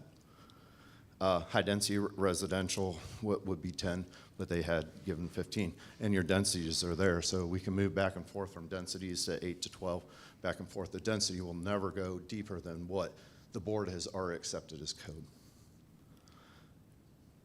Required buffering here, L1 is the required buffering along the houses, and L3 for the commercial.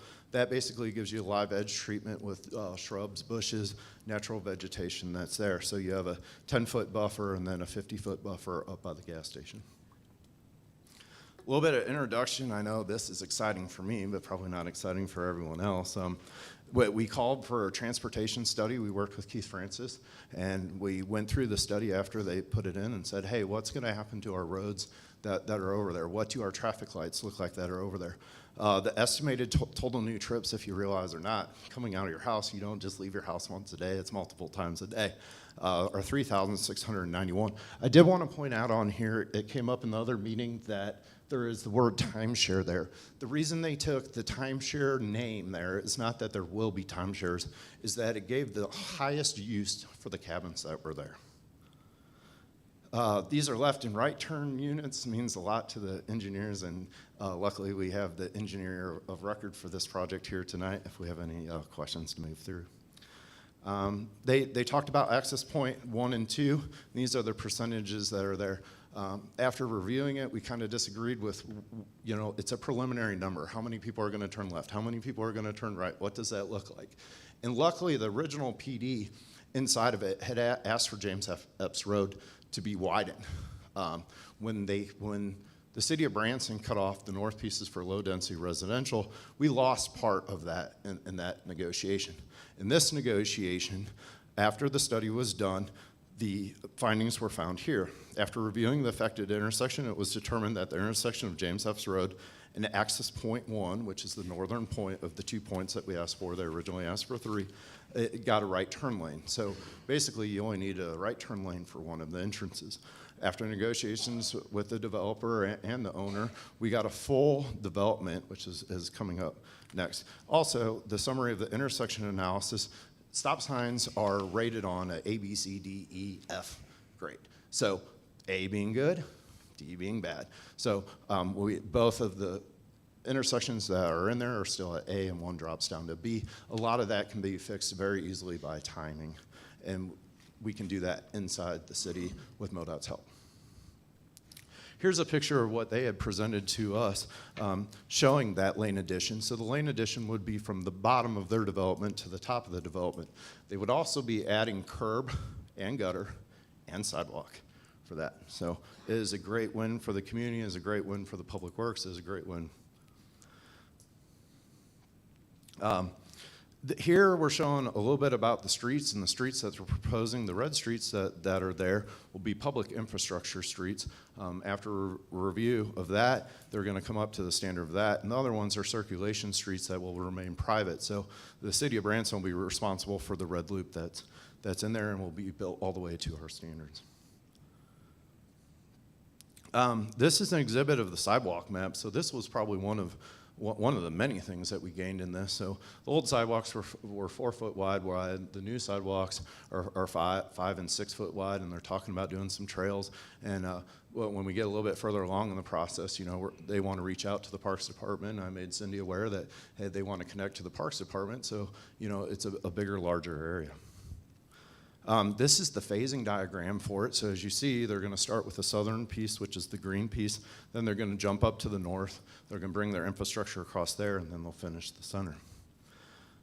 Review and discussion. So I added this just to help us along. I added it for the Planning Commission. So these are the items that what we're making our decision on. Is this a go or a no-go on it? So does the PD address a unique situation? Does it give substantial benefit to the city or create creative ideas, which I believe it does, and that is for you to make your determination. The PD rezoning will promote public health, safety, and general welfare. The PD rezoning is consistent with the 2030 plan, which it is. Facilities and services, including roads, transportation, water, gas, electric, police, fire, sewage, and waste disposal, all those things that we don't think about every day, but the professionals that I work with think about all day long. What does it look like for Randy to have his guys bring in a large truck for the chief? The PD rezoning is not likely to result in a significant adverse impact of the natural environment, including air, water, noise, stormwater management, wildlife, vegetation. Such impacts be substantially mitigated. The PD rezoning, or REPA, is not likely to result in significant adverse effects upon the property in the vicinity of the track. Future uses of the subject tract will be comparable in scale with uses of other properties in the vicinity of the subject tract. Staff recommends approval. I do want to spend just a moment on this screen here. As you can see, you're going to see some lake-looking effects there. That is their creative solution to doing detention or retention for stormwater, so that we're not flooding out the park that's below it, although the parks below do flood because you have Ozark Valley down there. So the Planning Commission unanimously approved on 4/5/22 approval of this to bring to you tonight. I'm happy to answer any questions. Sorry to be long-winded. It is a lot of information, and I'm sure we have great questions. Thank you, Mike. Before I ask for comments, I'd like to make a few comments myself. Karen Best, thank you very much. She introduced me to this property before it went through P&Z. When I saw what was being presented, first I want to take my hat off to the developer for bringing such a unique property to our area. It's obviously well thought out. I think it's a high compliment for our city. Like Mike mentioned, it also benefits the city by utilizing an infill piece of property, meaning, like Mike said, we already have the roads, water, sewer, police, fire, everything's already included in this property versus annexing a property and then having to bring services and utilities out there. And the innovation of having the wedding area, when we say winery, A vineyard is it's the a correct vineyard, word. a so. vineyard, which obviously is very unique to our community. So if the developer's here, I'm tipping my hat. I will now zip and ask for any comments from members of the audience. Come on down. And while you're coming down, Mike, I know that this property abuts, I think it's 4 houses at Branson North. Perfectly. Yeah, I can address. We had some concerns that were there, and once this young lady speaks and gets her part there, I can address what the developer did. So That's and where great. we headed there. That's great. My name is Sue Braun, 373 Elm Point Lane, Kimberling City, Missouri. And I just want to compliment this developer on all the trees they left there. I go by Chateau Cove, and every time I go by there, I just want to weep. And I just think this is so great that the developer took the time to leave the trees in the area. Thank you, Sue. We have one more. Yeah. Jerry? I have it as a document that we can read together, but in interest of some of the things that went on in there, I'm more than happy to present it if we need to, but we'll just kind of talk about it for a second.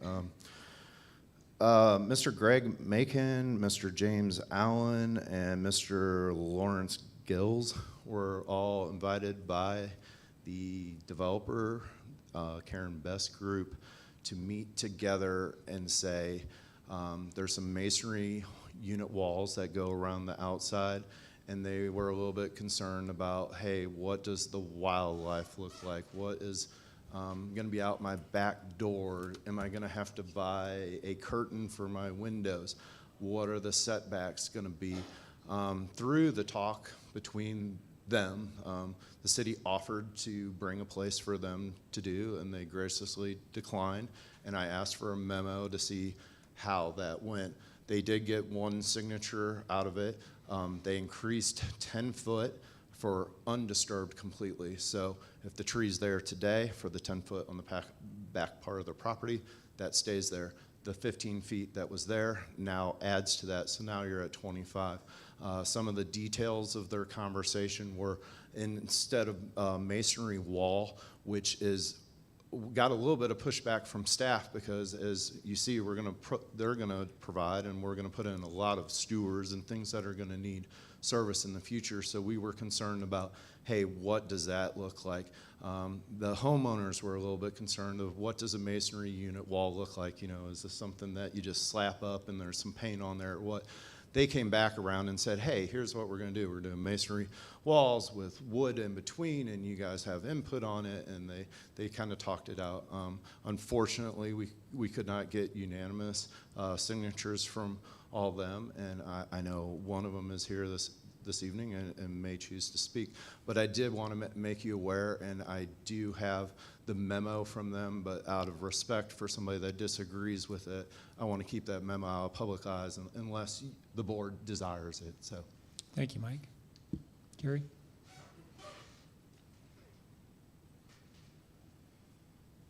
Jerry Buckley, 202 Windy Ridge, Hollister.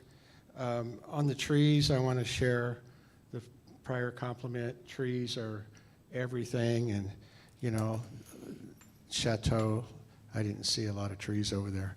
So anyway, I appreciate you having the trees.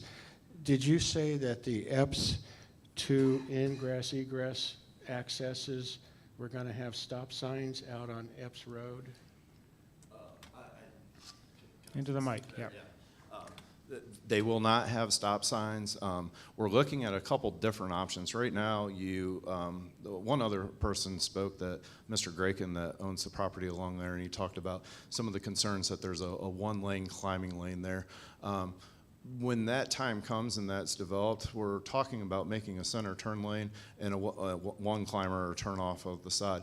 By adding the infrastructure of 4 lanes, you have lots of opportunities to do turning lanes, no turning lanes, lots of different opportunities if they provide the infrastructure to change the painting. As far as are we providing stop signs, stop lights, that is not in the plan, nor did the engineer of record from CJW, which is separate from the engineer of record for this, did the study. So it was truly a third-party study that was done there.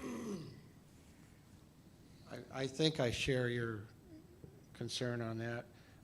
It's an extremely steep hill, and if you have traffic that stops and goes up through there, the pollution from exhaust, we had friends that lived in a situation, it's not tenable. And then downhill, you know, it's a racetrack downhill, so like you said, if you have throughway up and down, that's going to work very well. Thank you. Thank you very much.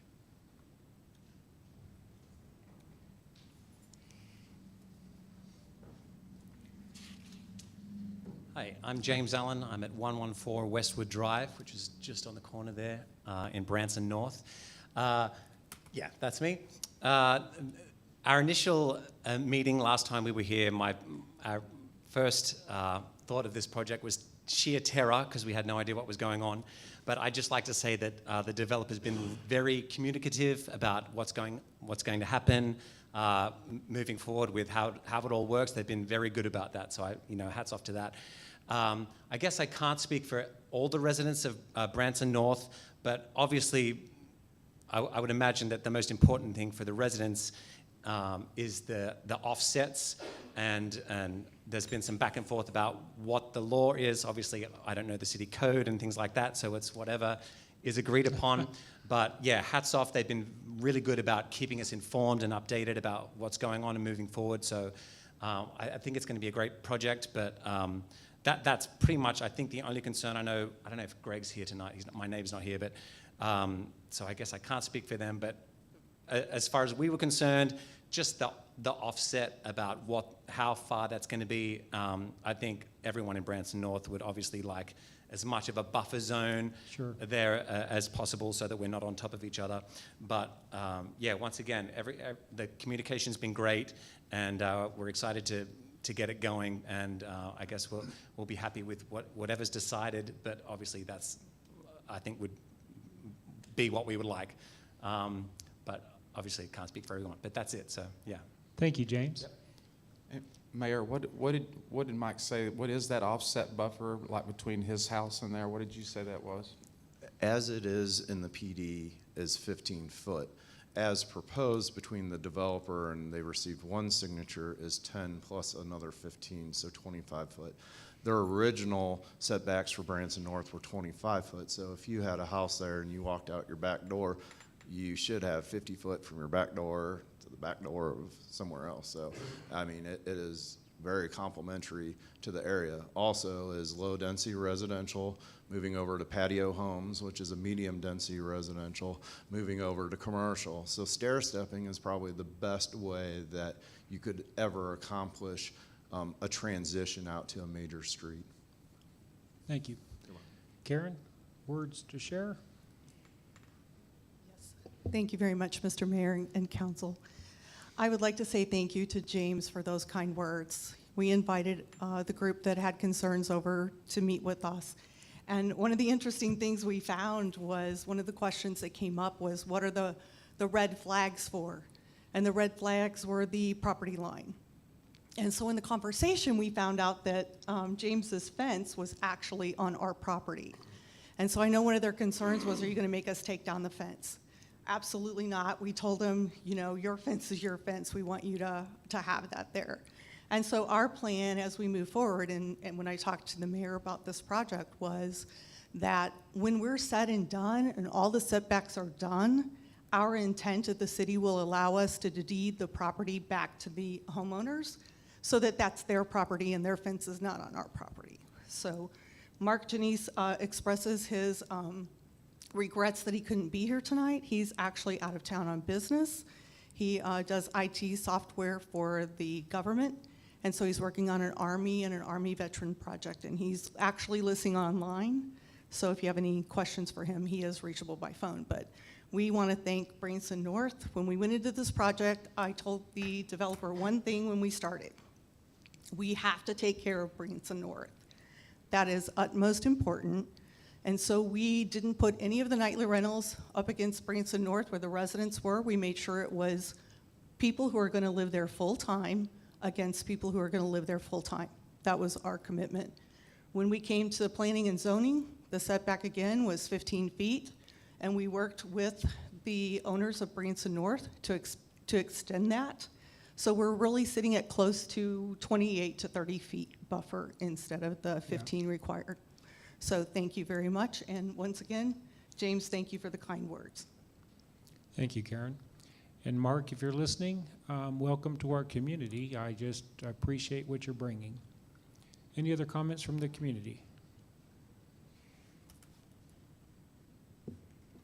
My name is Cherry Webster. I live at 118 Country Bluff Drive.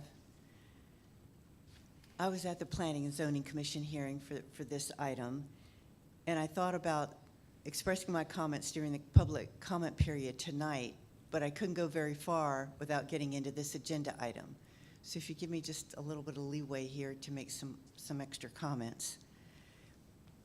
I'm glad they've come to a resolution of what they would like for a buffer. I would strongly encourage they get it all in writing tonight because we heard the same thing from the developer next door to Country Bluff development, that there would be a lake behind the houses.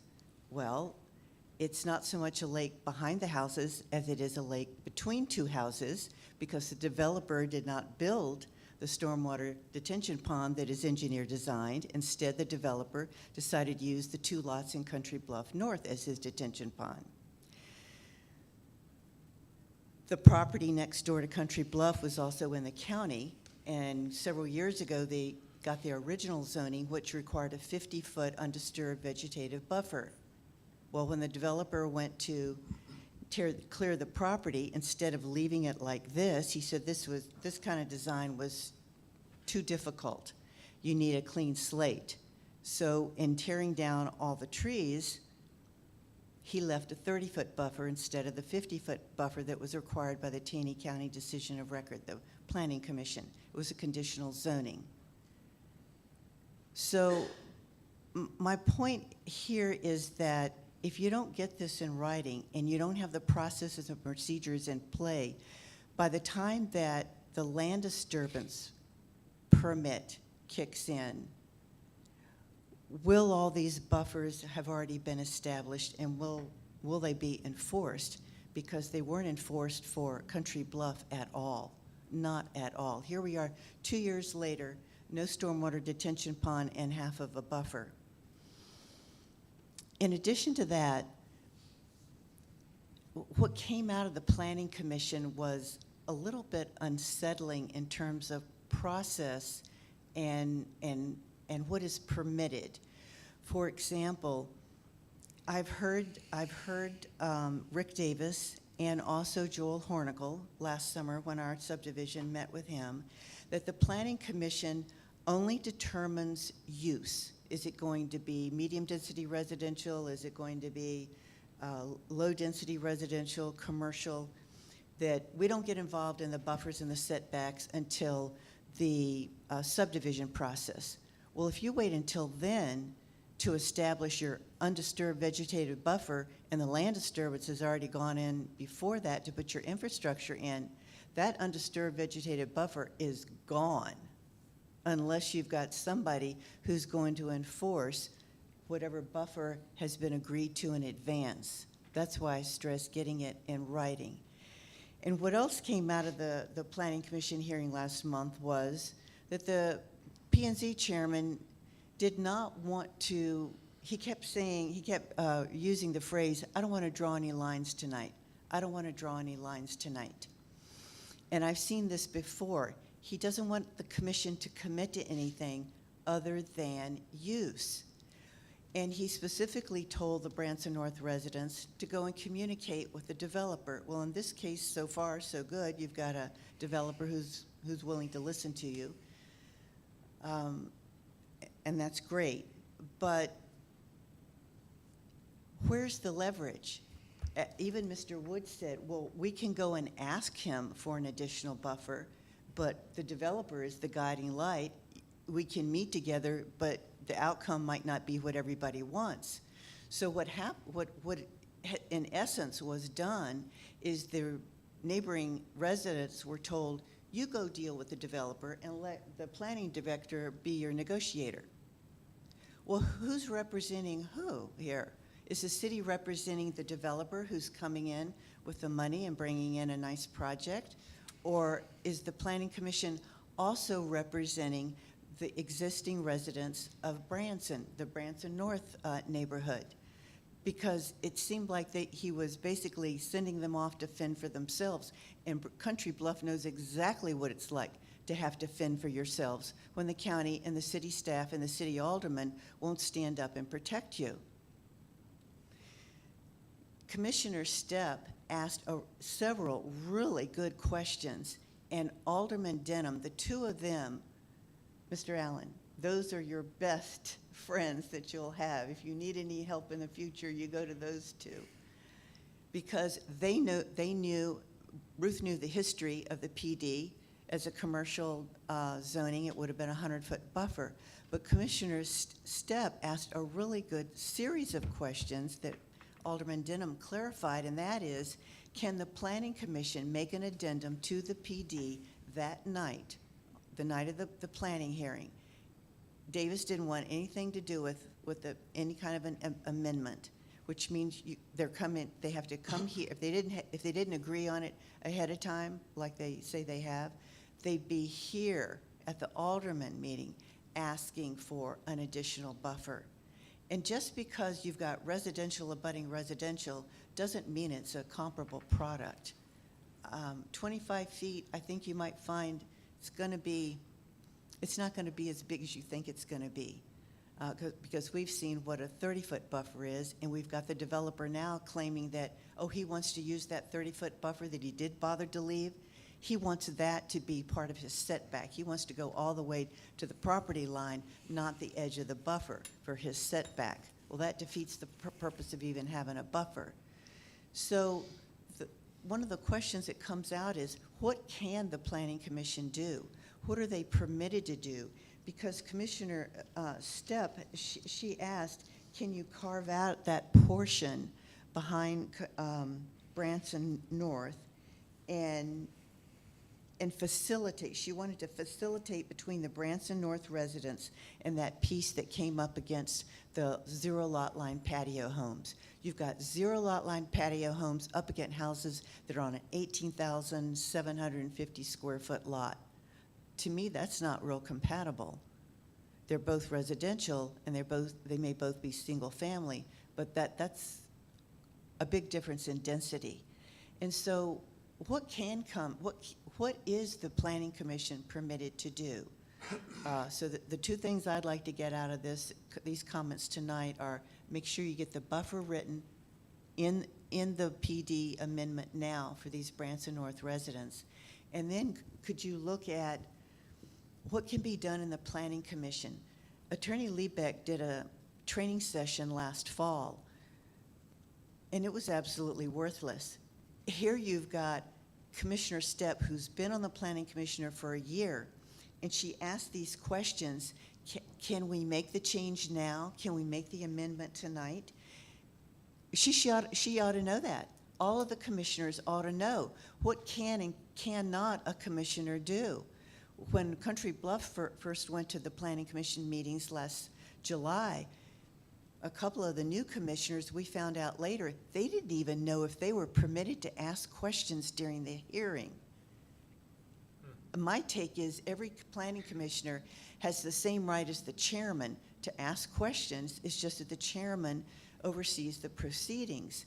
But if a commissioner, 10 commissioners don't know whether or not they can ask questions during a hearing, and if they don't know that they can ask to have a PD amended right then and there, then there needs to be some ground rules laid, a legal reading or interpretation from the attorney, a training session on what they can and can't do. Because if the planning commissioners don't know whether or not they can protect the adjoining residents, how are the residents supposed to know that? How are they supposed to know who they can go and ask help from? When you go to the planning commissioner's web page on the city website, there's no phone numbers, there's no email addresses. How do you get in touch with them?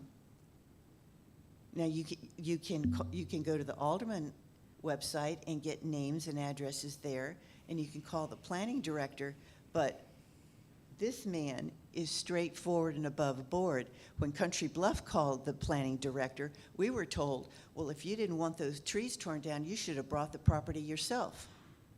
Well, I didn't have an extra $1 million in my checkbook that month, so I didn't buy that property. And then when we called the director of planning in the county and we told him, hey, this was the second call. The first call, he said, they've got a 10-acre permit. I said, they're up to at least 30 acres now. And the response was, well, it's their property. They can do whatever they want. All he has to do is come in and update his paperwork. So something needs to work here a little bit tighter knit. The planning commissioners need to know what they can and can't do, and they need to be trained on it. And if they represent the 12,000 residents in the city and not just the developers that come before them, they need to be told that. So that when people like, I'm sure you got caught blindsided. We were just, it comes in out of nowhere, you don't know what's gonna happen, you don't know who to talk to, and I guarantee you, an undisturbed vegetative buffer behind those 4 houses, it can be done in 2 hours. And you won't have a chance to call anybody. And if you do, it'll be your tough luck. So Davis did say stay in contact with the planning department. I would say yes. So. Thank you, Jerry. Thank you. Appreciate you. Can I ask a question, Mayor? You bet. Ms. Webster, did any of the residents, I know we're off topic, but because I would think that if I lived there, I would want that in writing. I mean, to me, that just seems like common practice. So I know, we're going to do this, but I'd like to see it in writing. Did any of the residents of Country Bluff have that in writing about the buffer in agreement with the developer, or no? Excuse me. I'm going to Can't have do the that. attorney yell at me in just a minute. This is the agenda item that we need to address. Well, my point is, I think that's just smart practice to have it in writing. Okay. That's my point. So. Okay. Now, ahead of time, before the subdivision process. Thank you again, Jerry.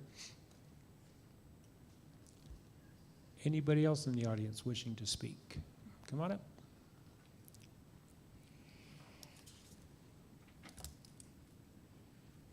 Charles Hillis, 293 Country Bluff Drive. And I don't know much about this development. I really don't. I would just say that the people at 95 Westwood and 3 other houses around there have no idea this is going on this evening. So at 111 may know, but I'm just not sure the other residents know. That's all I would say. Thank you.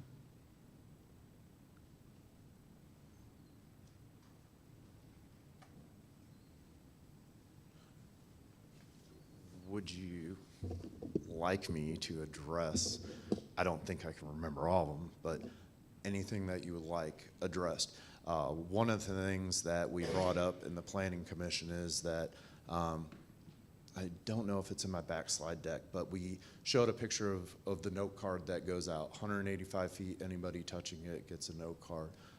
Yes, we did take some phone calls on this and explain our phones are always open. My office, my commitment to this city since I've come here is to be open and spend the time with each individual, getting them from good to great. Whatever that is, if it's the side of a homeowner or if it's the side.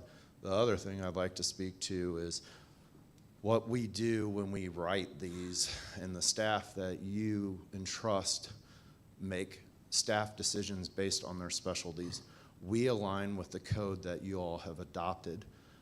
We went back and forth with this, and my point on this was I would have rather taken the Joel route or the lawyer route and said, hey, let's just make this all one thing, but we can't create beautiful items like this that have all the different amenities there without leaving it a PD.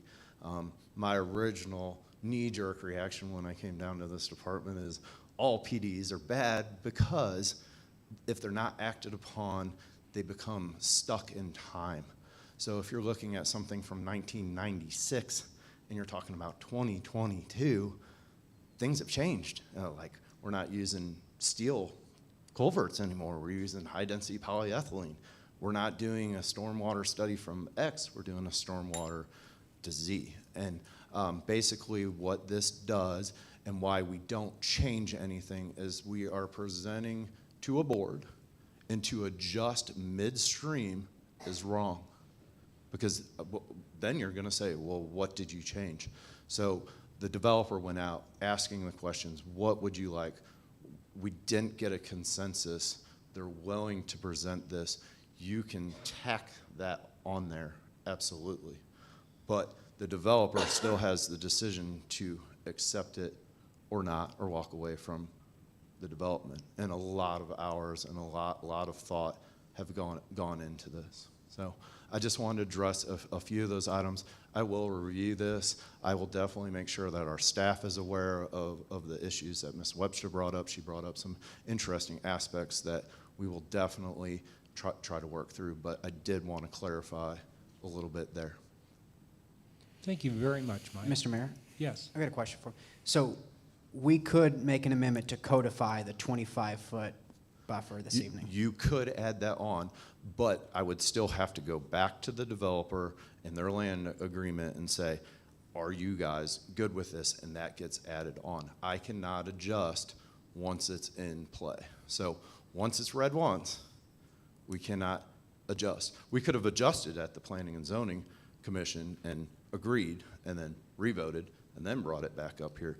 But you're delaying time for the developer, and time, and of course, anything in life, time is money. If you're putting $1 million on a piece of property and you're sitting, you're paying that. So just a little bit of clarification. Yeah. Too-winded, huh? Well, no, I appreciate your explanation. The only thing I'll say to that is, you know, Ms. Webster had made a really good point. I understand what you're saying we could have, but no, we really couldn't have because our chairman really wasn't allowing us to move in that direction that night.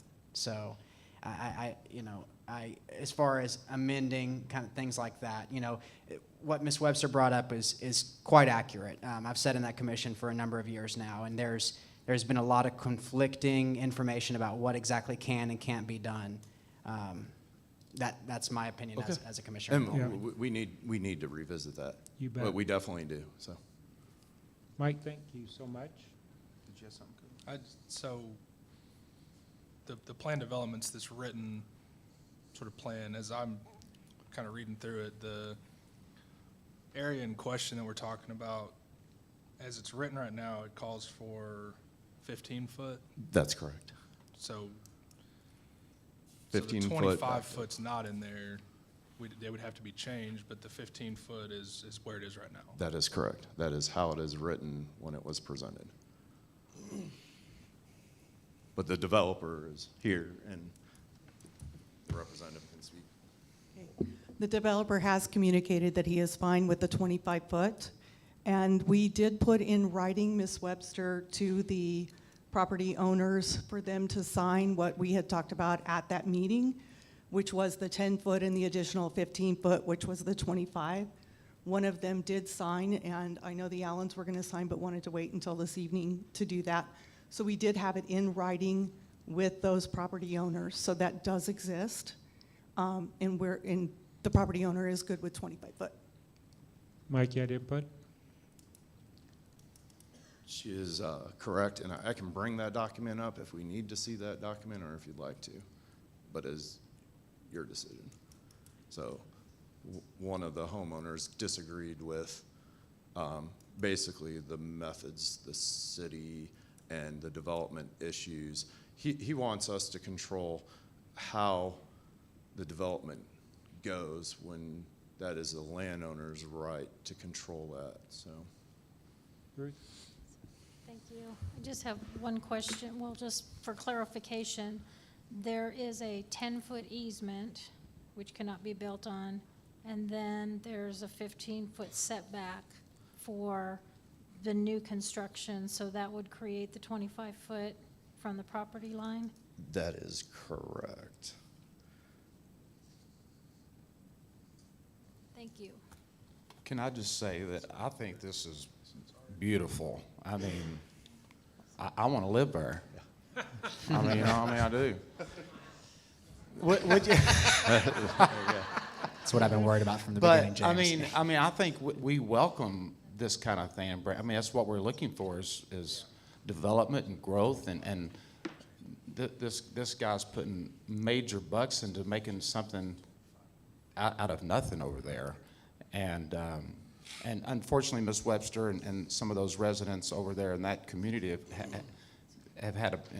are in a bad situation, but I don't think we can just put a black eye on every developer that comes later because of that bad situation, because you go to a car lot and sometimes you buy a lemon and sometimes you get one that drives for 500,000 miles. So I just I'm just saying we can't I'm going to publicly apologize for his analogy.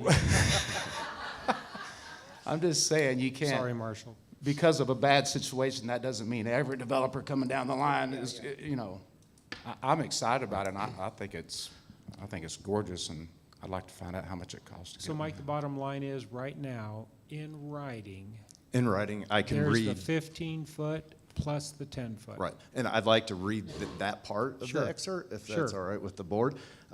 After hearing the concerns from the remaining Branson North residents in attendance, the team Branson Vineyards and Villas project presented the following compromise for the project, which is undersigned by the residents' support. So again, we have one signature, possibly somebody else is listening in here tonight and decide. There's a 10-foot, so number one, there's a 10-foot tree buffer beginning at the rear of the property line of Branson North residence line. Two, next there's a fence consisting of pillars and wood established at the ends of the 10-foot tree buffer line between Branson North and Branson Vineyards and Villas project. Three, there's a 15-foot easement between the fence and the homes of Villas of Branson Vineyards and Villas project. There is one signature by Greg McCann, and it is digitally certified on that. So the other digital certifications aren't there yet. If they got the signatures that they want, we would accept that in, and that would tie on to this project moving forward. So, question to you. Before we vote on this tonight, we can vote with the way it's presented. Karen has shared that developer's comfortable with that same 25 feet. Would it be appropriate for us to address that before we vote on this? So, clarification, to make sure everything that we're talking about doesn't need to go back to Sure. the Planning Commission, and I'm hearing an amendment to the PD to add that, is that correct? Is that what you're looking at? Yeah, amendment to the PD to add that. So, but based on would that not create 35 foot in total?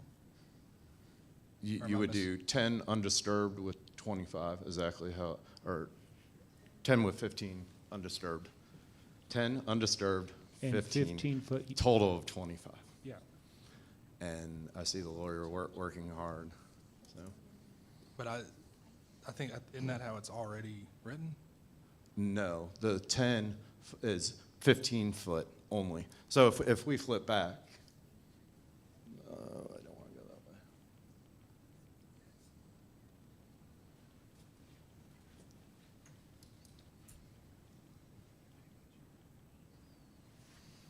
There's your setbacks. So your green around the outside is a 15-foot rear setback. And then how does that align with today's code that we're upholding? So if you flip forward one, once we're good here, we'll look at 15 foot. So it's 15 foot for low density residential, 15 foot for medium density residential. Then high density residential drops down to 10. So they did take the highest option, which reflects code, which is what our ultimate goal was to reflect code. Okay, but what's presented to us It's 15 foot. is 15 feet. That's correct. What can this board do to make it 25 so it doesn't have to go back to P and Z, something that we can approve tonight? Is that possible?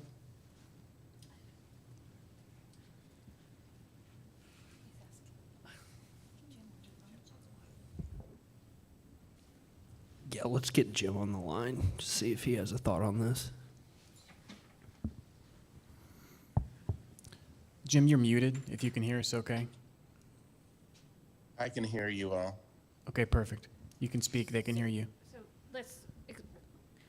So for clarification, just so we know who we're speaking to, this is Jim Meadows, and he's unable to make it tonight, but he was at this meeting and can speak to more of your detailed Oh, that's questions, great. and so we're covered. Thank you.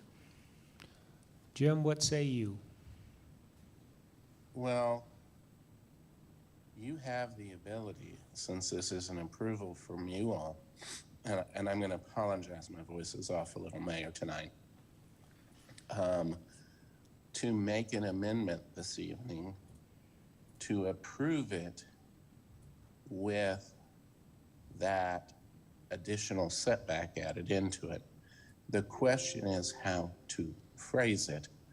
I think maybe what would be the better approach is, since this requires 2 readings, we can write that language for you, and it can be amended at the second reading. That way you guys have got clear language that you put in that makes it clear, and we don't end up doing something we don't intend to. Come on, Jim. We like to legislate on the fly. Okay, so what I'm hearing you say is tonight we will vote, and if this is approved, then then we'll pull it down from consent, address it, and vote on it at the next meeting. Correct, and we can offer the amendment at the second reading. Very nice. We can go ahead and get that language written up for you, Mayor, so it can be put on the agenda and everyone can look over it to make sure it does what y'all intend for it to do. Thank you very much, Jim. Is the board clear on what we're going to do? Yep. Yes. Okay, so So Mayor, just to be clear, I just want to make sure that if there's any other amendments to come, that they're articulated too, so we can make sure that we have them all at one time. you bet, before the next For the final next reading. meeting, because Yeah. there may be some others, so I want to make sure, and then we can make sure the developer and everybody agrees to them also. Great. Cherry, thank you for your input tonight. I'm going to introduce the engineer of record. Good evening, Mayor, and the new board as well, and existing board.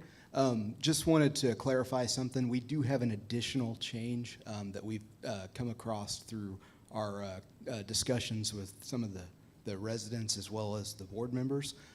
There is a table in the PD document that refers to net acres, and we're going to drop the net acres and just have it be acres. So just wanted to add that clarification. So there is an additional amendment that we will include with that coming up. So. Okay. Very nice. So the issue at hand, let's vote.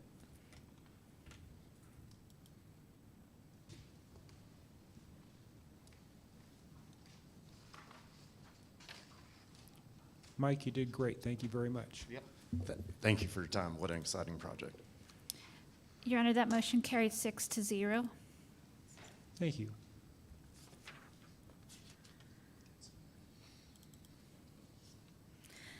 Your Honor, the next item is appointments. This appointment process is in accordance with the Board and Committee Appointments Procedure for Category 1, appointments made by the mayor with approval by the Board of Aldermen.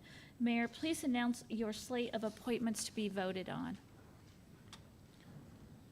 I have an appointment to the Planning Commission to fill the unexpired term of Ralph LeBlanc with a term expiring April 2025, and I'm nominating Brad Gore. I have appointments for the Planning Commission with terms expiring April 2026, Daniel Meenan and Gary Groman.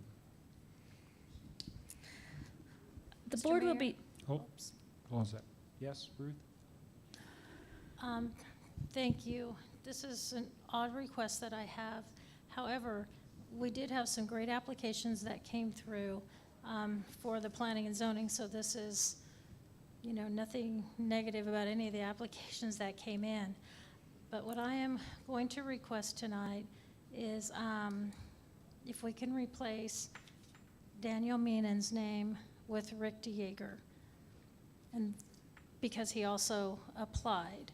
And the reason I'm requesting this is we're going to be looking at the community plan 2030, and there has just been, you know, issues, bumpy road as we've gotten to this point, and I feel that it would be in the best interest of the city and our citizens and our planning department and the board, everyone all the way around, if we selected someone that has more experience.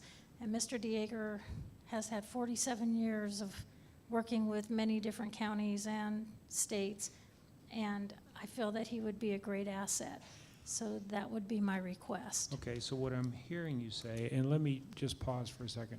I believe we had 8 applications for P&Z. I want to compliment the community. 8 applications for P&Z. I don't know if we've had that many. That really shows the community wants to be involved, and I want to share my appreciation to that.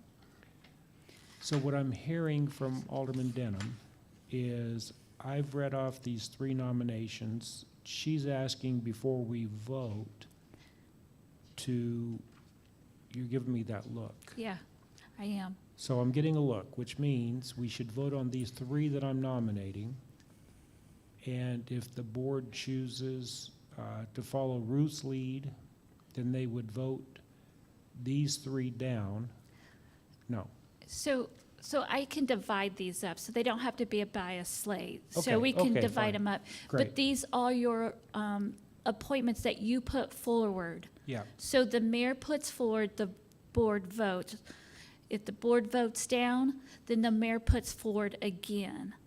But we can do them one at a time. But we can do one at a time, yeah, or we can do, if you wanted Okay. 2, if you want to just pull one off, or however you want to Okay. do it. But the clear issue is mayor chooses, board votes. These are your choices as you put forward. I know, but I'm trying to make the board happy. It's not easy. Okay.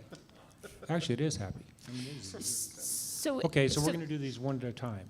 Or I can ask, is there, we have a slate of 3. Is there one that you would like to, 1 or 2, it's up to the board, that you would like to pull down? How would you like to vote? So you either can vote individually or not, or together, or 2 and whatever you want. So, Mr. Mayor, I would like to request that we vote on Daniel Meenan individually from the other slate. Okay. Okay. so- Okay, so then right now I'm going to vote for, I want to ask for the vote for Brad Gore and Gary Groman. So- And we'll vote on that. Okay, so I'm having a motion come up, and that would be to vote on those 2, That's please. correct. Okay, so I have a motion and a second. Okay. And we're voting on Brad Gore and Gary Groman as terms as listed. Correct. And any other discussion on that? Ready to vote? Please vote.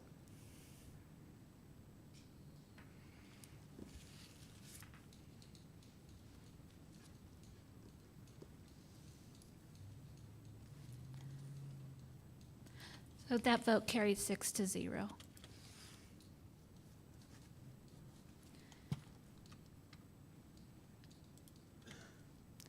So this is for a vote on Daniel Meenan.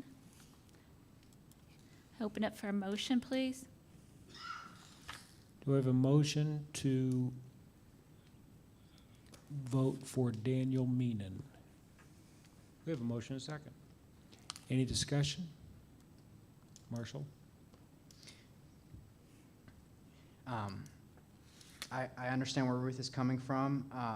On this one, I'm going to agree with her tonight. I would encourage the board, Daniel is someone who has applied multiple times. I think that he would be a great person. He's very civic-minded. I'd like to see him get on the board sooner or later. But tonight, I'm going to agree with Ruth. Any further discussion?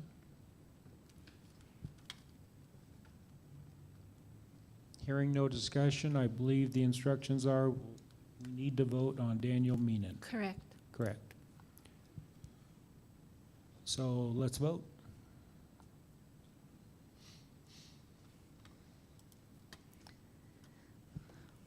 That was defeated 1-5. The votes, nay vote was Alderman Denham.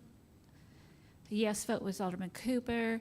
A nay vote for Alderman Fenton. A nay vote for Alderman Rodriguez. A nay vote for Alderman Howden. A nay vote for Alderman LeBlanc. Okay, so with that being defeated, Madam Clerk, I'm going to nominate Rick Dieger to be voted on. Is that correct?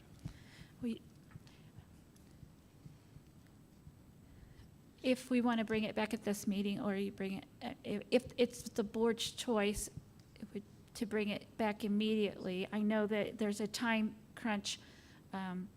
Yeah, actually, this needs to be done because of P&Z. I understand. So that will be the board's option to do that. Okay, at this time, I would like to nominate Rick Dieger for this P&Z commission seat terminating April 2026. I'll need a motion and a second to move that forward. This is your motion, second, thank you. So we have a motion and a second for Rick Dieger. Any questions, comments from the board? Hearing none, let's vote.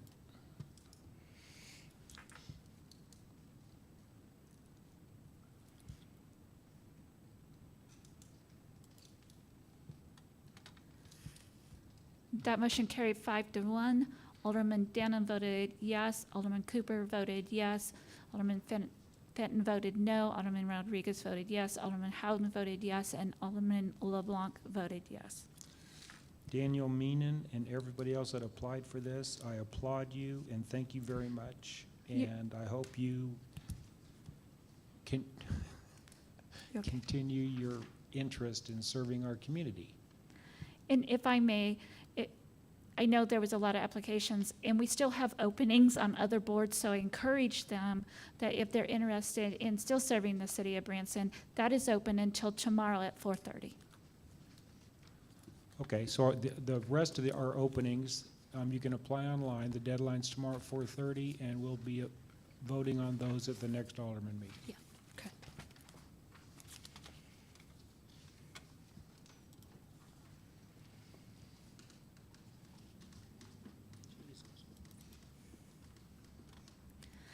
Your Honor, the next item is additional appointments. This appointment process is in accordance with the board and committee appointments procedure for Category 4, which are appointments made by the mayor but not approved by the Board of Aldermen. Mayor, please announce your appointments. My appointment for the Taney County Partnership Board with the term expiring April 2023 is Chuck Rodriguez. My appointment for the Chamber of Commerce representative for the city with a term expiring April 2023 is Clay Cooper. My appointment to the Finance Committee with a term expiring April 2023 is Cody Fenton, Ralph LeBlanc, and Ruth Denham. My appointment for the Human Resource Committee with a term expiring April 2023 is Chuck Rodriguez and Ralph LeBlanc. And I want to thank each of the board members for their commitment and willingness to serve our community. Those are not up for debate. Our next item is additional appointments. This appointment process is in accordance with the Board and Committee Appointments Procedure for Category 5 appointments made by the mayor with approval of the Board of Aldermen. The board will be voting on a slate of appointments. This is for different, because the last one was citizens. These are appointments by additional board members. This is a slate. At this time, as it was before, you are welcome to pull and divide the slate up if you want to vote individually. Mayor, please announce your slate of appointments. I'm appointing to the M. Graham Clark Downtown Airport Board with a term expiring April 2023 is Ralph LeBlanc. Appointment to the Advisory Park Board with a term expiring April 2023 is Marshall Howden. Appointment to the Planning Commission with a term expiring April 2023 is Ruth Denham. Appointment to the 76 Entertainment CID Board with a term expiring March 2026. Clay Cooper as a city director to fill the unexpired term of Bill Skeens, and Billy Ong as a city director to fill the unexpired term of Jamie Whitus. The floor is open for a motion to approve the slate of appointments for Category 5 as presented, unless you would like to do anybody separate. We have a motion and a second. Any discussion from the board? Hearing none, let's vote.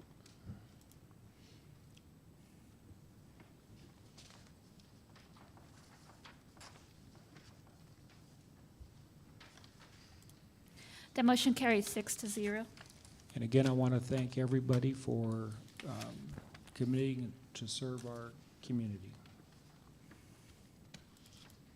Your Honor, the next item is disbursements. The floor is open for a motion to acknowledge the receipt of disbursements from March 17th, 2022 through April 15th, 2022.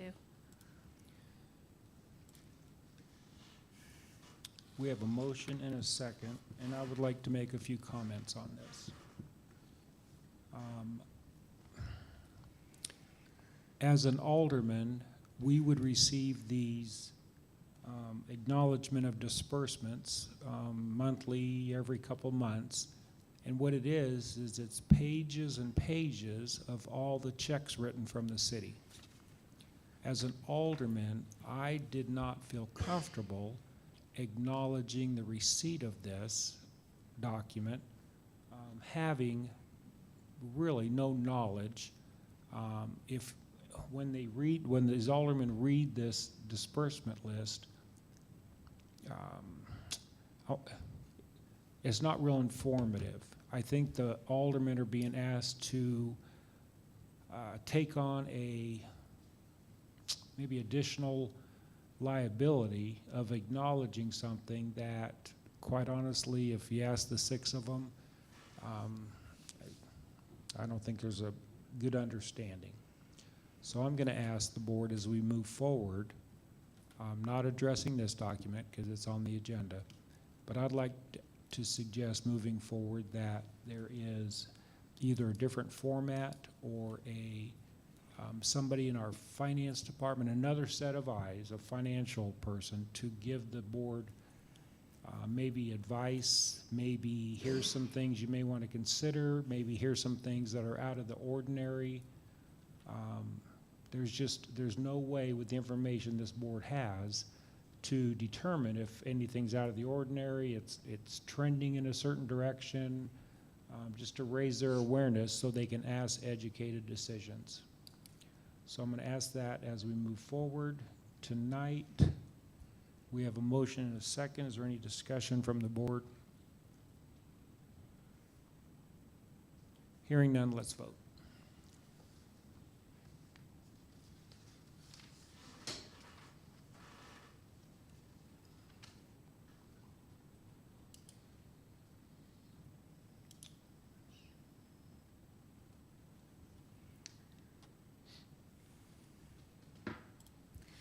That motion carried 6-0. Thank you, Madam Clerk. We're now into the report section of the agenda. We'll start off with Alderman Fenton. I got no report, Mr. Mayor. Alderman Denham. I would just like to thank the developer for the EPS PD, the residents for communicating. I think there was good discussion that took place, and I'm hoping this is a positive way to move forward so that we can make sure that we do have things in place, but we can have some great development. I think it's a fantastic development, a unique development for our city, and I would just love to see this type of communication as we move forward. Thank you. Thank you. Alderman Cooper. I just wanted to report, we had our annual Music Fest this week, past Friday and Saturday at our theater, and it was a big success. If you're not familiar, how many people knew that Music Fest was going on? Raise your hand if you heard of it. See, that's a problem. 4. But that's kind of what I wanted to talk about, is that this has been going on for years. It's hosted by, Branson Ticket and Travel hosts this event.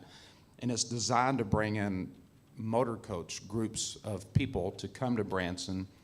And it's a showcase is what it is. So on Friday from 2 to 5:30, we had 12 different Branson acts, entertainers. And then on Saturday, we had 12 different acts. So you could come in on a Friday. The old Seagull knows, he's been covering those music fests. They were at the Welk Resort for years. Branson Fest is what it used to be called.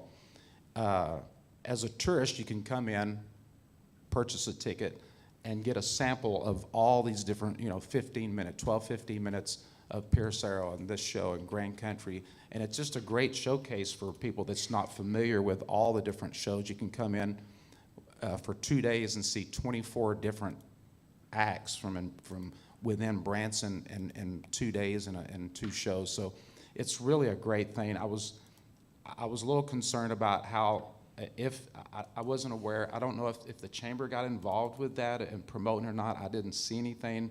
So I'd like to ask that maybe they could collaborate with Branson Ticket and Travel and kind of help get that.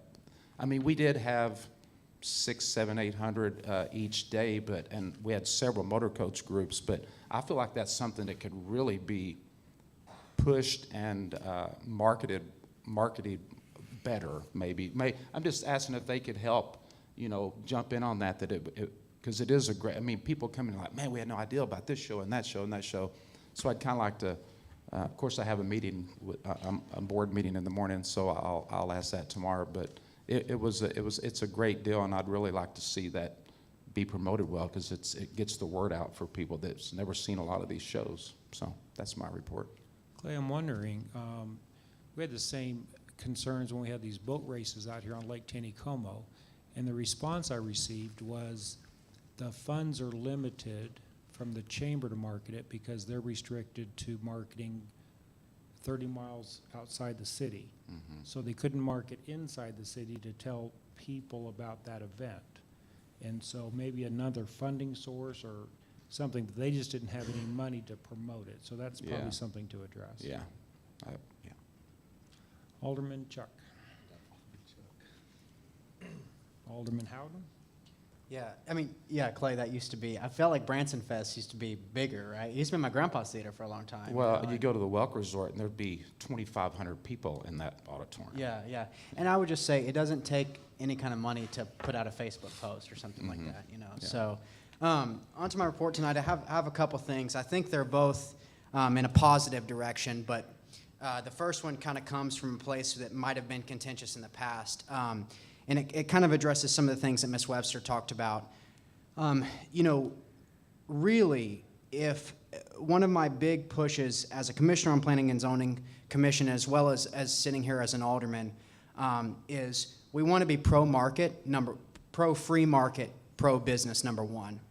That's really huge. Going to what Ruth was saying, this is a really important development, and it's really important to develop Branson and to be pro-growth.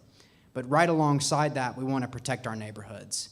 And quite frankly, if a number of citizens within a neighborhood ever comes before the Planning and Zoning Commission or this board, we're going to listen to them now.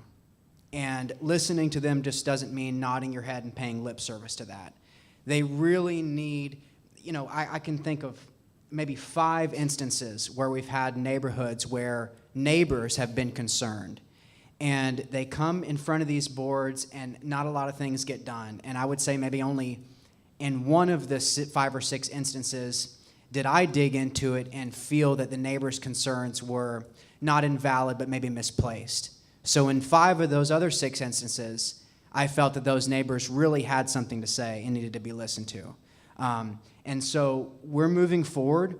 I don't think we want to dwell on the past too much other than we want to rectify things that have happened in the past. And just like I felt sort of the new common term is gaslit about, that we had to have those closed executive sessions on things, and that was in state code, I've been told a number of things as a commissioner on planning and zoning, among them being that my only job was to affirm city staff. Well, I don't know why I would even vote in that case if all you're due to there is to affirm city staff. So I just want to say we want to work together moving forward. I think when the developers meet with the neighbors, it might be wise for the neighbors to invite one of their aldermen to be in that meeting as well. Because a lot of times, we talked about it tonight. The developer in this case was very kind and amicable and all those things, and that's not always the case.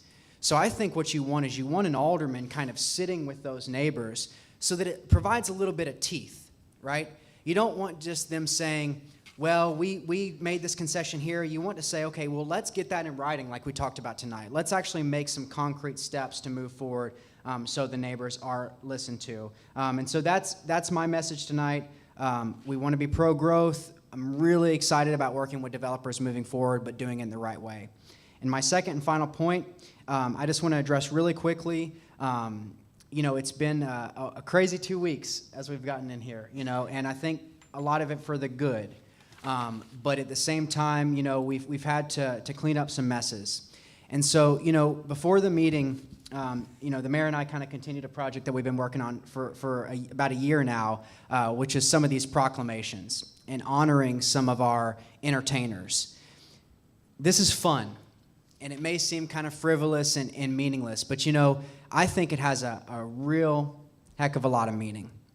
Because moving forward, doing positive things can really counterbalance some of the tough decisions that we have to make. And I always say there's 2 terms. There's marketing and there's messaging. Marketing can be the $1 million you contract with the entities to market the city. But messaging can be things like that. Bald Knobbers Day, Founders Week. Things that show the city of Branson still cares about our music and cares about our history and our heritage.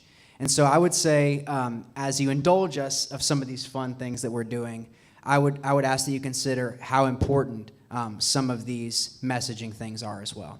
So, thank you. Thank you. Alderman LeBlanc. So my report is in reference to item number 12 tonight. Ralph, you need to get a little speaking closer. to the microphone. Thank you.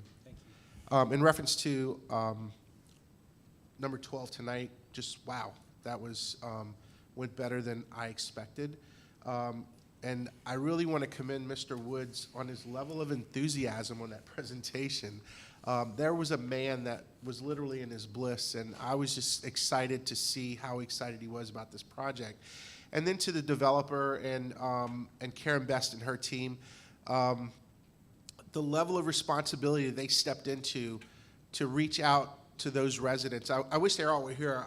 I probably should have made this comment during that particular item, but is really in watching planning and zone. Or, I'm sorry, watching board meetings before, that hasn't had that kind of flavor to it, and I think it was really nice. It was compassionate on both sides, that they would actually sit down together and have those conversations and talk about how they can be great neighbors. And so I want to commend them for that. And I think that kind of communication is what's going to allow us to avoid some of the things that have happened in the past, particularly with Country Bluff and that developer next door, and looking forward, like how can we rectify some of those situations? And you know, we do have to move forward, but we can't forget what's there, and we have to be good stewards of our community and be respectful of that. Beyond that, what an amazing 2 weeks. It's been an honor to be here. It's been fun. It's been exciting. It was like drinking from a fire hose, but You were warned. yeah.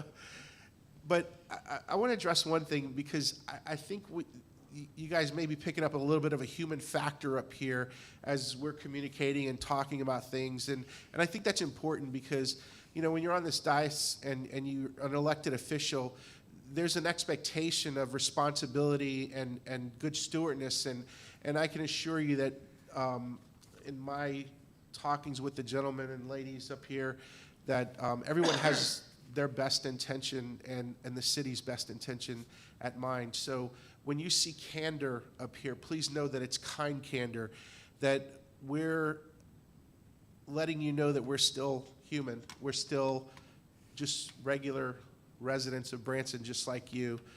We just choose to take responsibility to really make this community better, faster. I think we're really, I told the mayor this on a call that I had with him, was I think we're just scratching the surface of the economic juggernaut that we can be in this community, and that benefits everyone. So that's my report for today. Thank you. I'll try to keep mine brief. We just enjoyed another weekend with the car auction in Branson. It was very successful. That's one of the many great economic drivers for our community. So hats off to Jim Cox. Also want to address that this week I had the opportunity to go visit with our finance department. And in that, I shared some feelings and opinions, and more importantly, I listened to them. And what I heard from them was some of the things that I have said and done publicly that they took offense to. And they shared what it was and why they felt that way they did. It was educational for me to hear that. And in hearing that, I, in return, shared what my intent was and why I was maybe, I don't want to say not as insensitive, that the message that I was conveying was being heard by them in a way that I wasn't intending. So I'm determined to work hand in hand with our finance department. They really are a great bunch of people. They do a tremendous amount of work. So I just wanted to publicly share that with you. I'm pleased with this board, with its openness and its transparency. Actions speak louder than words, so you'll see more of that as we move forward. And short of that, I'm going to ask for a motion to adjourn. And maybe give permission when we vote to adjourn, if you feel like abstaining. It's the last joke you get tonight. We have a motion and a second to adjourn. Let's vote. Wow, looky there. Thank you.